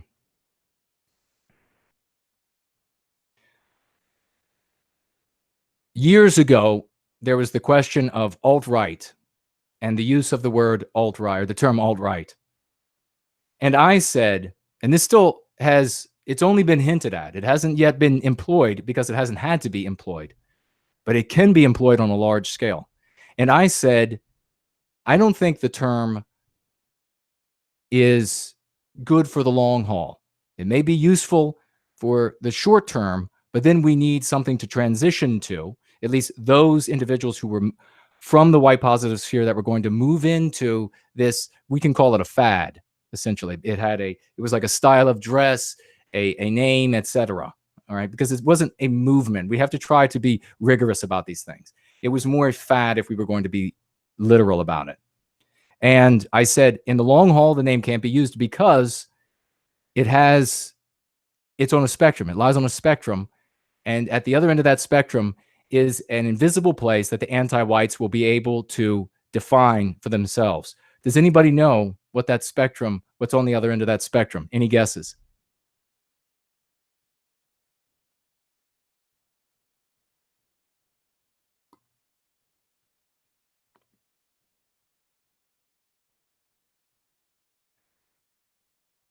If the alt-right, the term alt-right is on one end of the spectrum, what could be on the other end of the spectrum to undermine the alt-right, the Achilles heel? In the name alt-right, not the movement alt-right or what have you, not the people who participate. Some of you may have heard it. It's been said a few places. Antifa, yeah. Alt-left. There you go. Atomic atom. Well done. Well done. The alt-left. And you have seen, it's just been trickled out here and there. It hasn't been used like it could have. But the term alt-right has had a critical weakness sewn into it. And that is, being on the spectrum, alt-left can then be defined by the regime.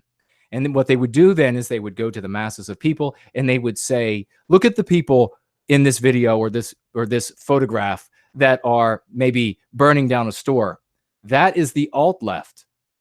The opposite to them are the alt-right. That's how that concept could very easily in the future be undermined. I'm not saying to move away from it today, but it's something to demonstrate that if we don't have the possible outcomes of a word in our lexicon figured out beforehand, if we don't have that figured out beforehand and at least identify the ones where there are serious weaknesses in them and then change that make amends for that, correct for that. If we don't do that, then we deserve to suffer the outcome that ends up happening in the future. Because let me promise you this: the anti-whites are not going to miss the weaknesses. If people out there continue to say anti-whiteness, the anti-whites will hit upon that and they will use it to undermine the message as it goes out to the general public, because they will just reiterate to the general public that if you're smart, you know what whiteness is. And let us introduce you to Professor Anti-White here, who will tell you exactly what it means. And so then by the time you reach them, you are in this situation of trying to redefine what they have learned from people that they believe are credible sources. Does that make sense? I am giving you tools. This stream, Going Free, is about empowering you and giving you tools for the future to make you strong in these conversations. I am too invested in your success. I am too empathetic and sympathetic to let you go off in the world and use words that you're going to end up being embarrassed by, and use ideas that you're going to end up being defeated with, so that you have to walk away from these conversations in shame. I am not going to allow that to happen to you.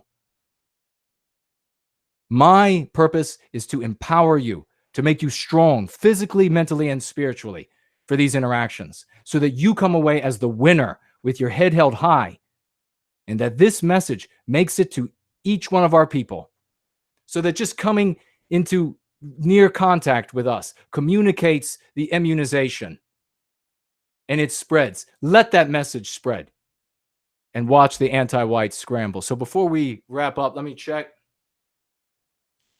and make sure. I saw my screen jump over here, so I don't know. I know we've had a couple attacks while the show has been going on by anti-whites. So do we have any questions? Is there any confusion? Does anybody not understand? Make sure you tag me so that your comment stands out.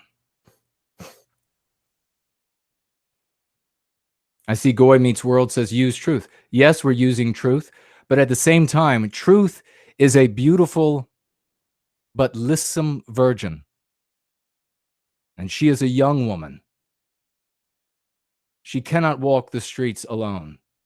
She has to be protected by resolute people, resolute men and women who are ready to wield in this battle of ideas and arguments, who are willing to wield the most powerful weapons, the most powerful arguments in her defense.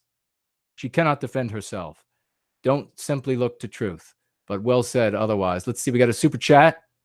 Danish Krona, $50 in the 50 Krona. New Cloud Stalker, super chatting with, thank you very much, by the way. It is easier to simply use another term.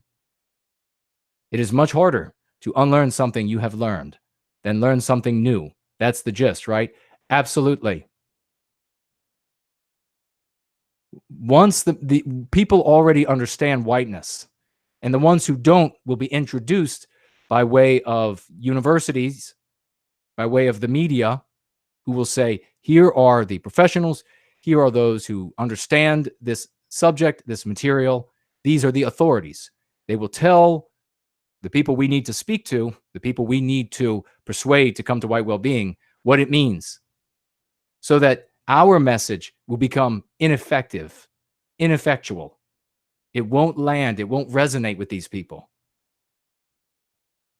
But you can't just make up a term. We're not, if we ran the regime and we ran all of the media and the universities, we could just make up a new word and then make it mean whatever we want it to mean. And I outlined that in the previous stream. We can't do that now.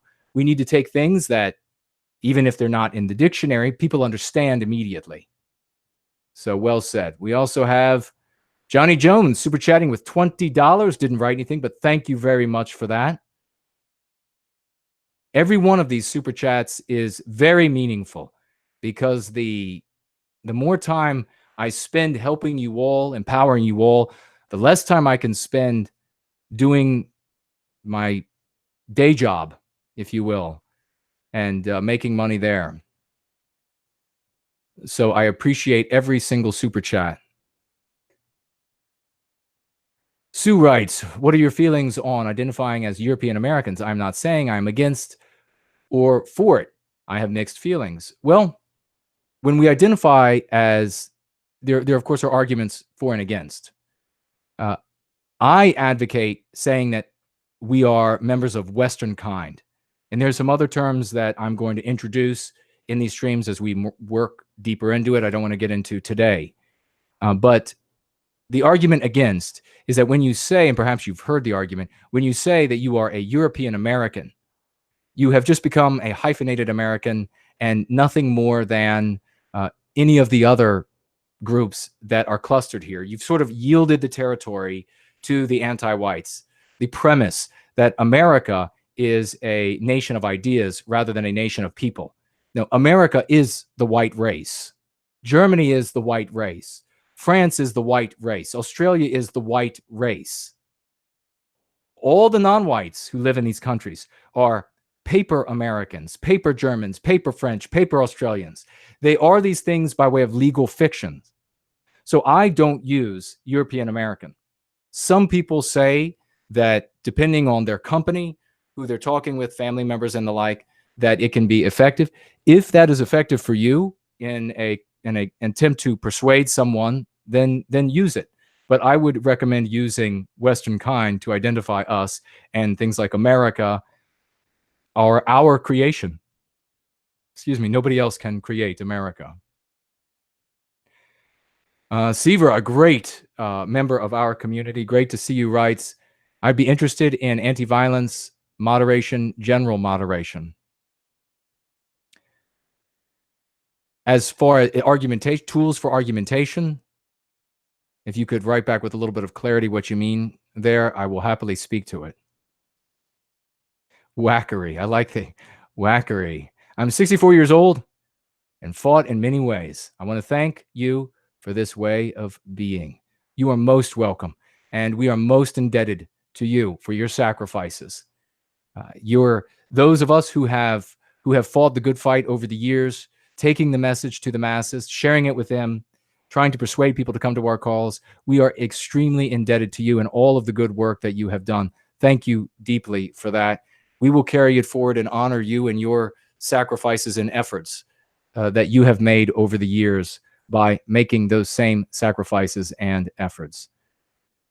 Red Pill Frog, super chatting with $5. Thank you for the show, brother. And thank you for the super chat. I deeply appreciate that. Roy Danton, what about the term white nationalism?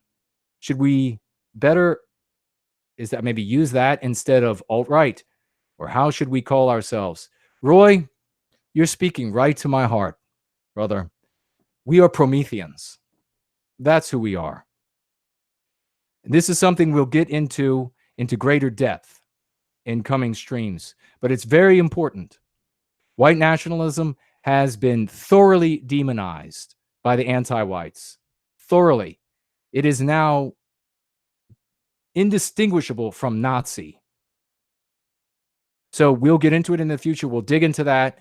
And if you want more, if you haven't read, you want to know what being a Promethean means, what I mean by being a Promethean, you can find that out by my streams, by the behavior that I project to you and the things that I share with you, how I act. You can also find out by way of my writings in Go Free and the first edition and the second edition coming out. Of course, these streams, and then definitely in Born Guilty, and certainly in Prometheus Rising. There's much more there to discover. But we have to be careful about using these terms that have been so thoroughly slimed that any association with them immediately puts us into a box. Can the anti-whites slime anything that they want? Can they disparage anything that they want? With enough time, yes. But in the future, we will be taking back enough of our people and becoming enough of our, worthy of their loyalty and able to fill the role of leadership that they won't care what the anti-whites say in their media. What they say in their media and in their universities, that future won't matter anymore. Today, it still matters. So we need to take that into consideration with the names and terms that we use to identify ourselves. Does that make sense? For chat and live stream moderation, yes. Violence is not permitted. Any suggestion, I haven't seen it. If anyone has been suggesting violence or criminality in any way in the chat, the mods should be warning the individuals and deleting those messages. And I think I have seen a few deleted. A.B. Larson says legal fiction is a great term. We have a super chat of $5 Australian by Stephen. Thank you very much. Good, sir. I appreciate that.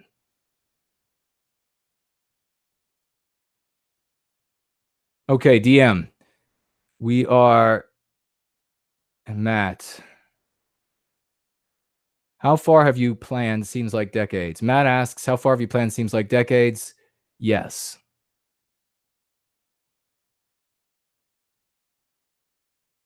We have Elronder 1. What about endings with phobia? That is one of the areas that it just infinitely amazes me about the conservatives and civnats and the like, who will say things like, yes, they are homophobic or what have you. They'll take pride in these terms. It's so sad. Of course, that was engineered. It's a language. And I even heard Rush Limbaugh say this on one of the very few occasions that I've ever heard him, where he said, we have to use their language. No, that is as asinine and backward as, I guess, I wasn't, let me go there. I'm not going to go there.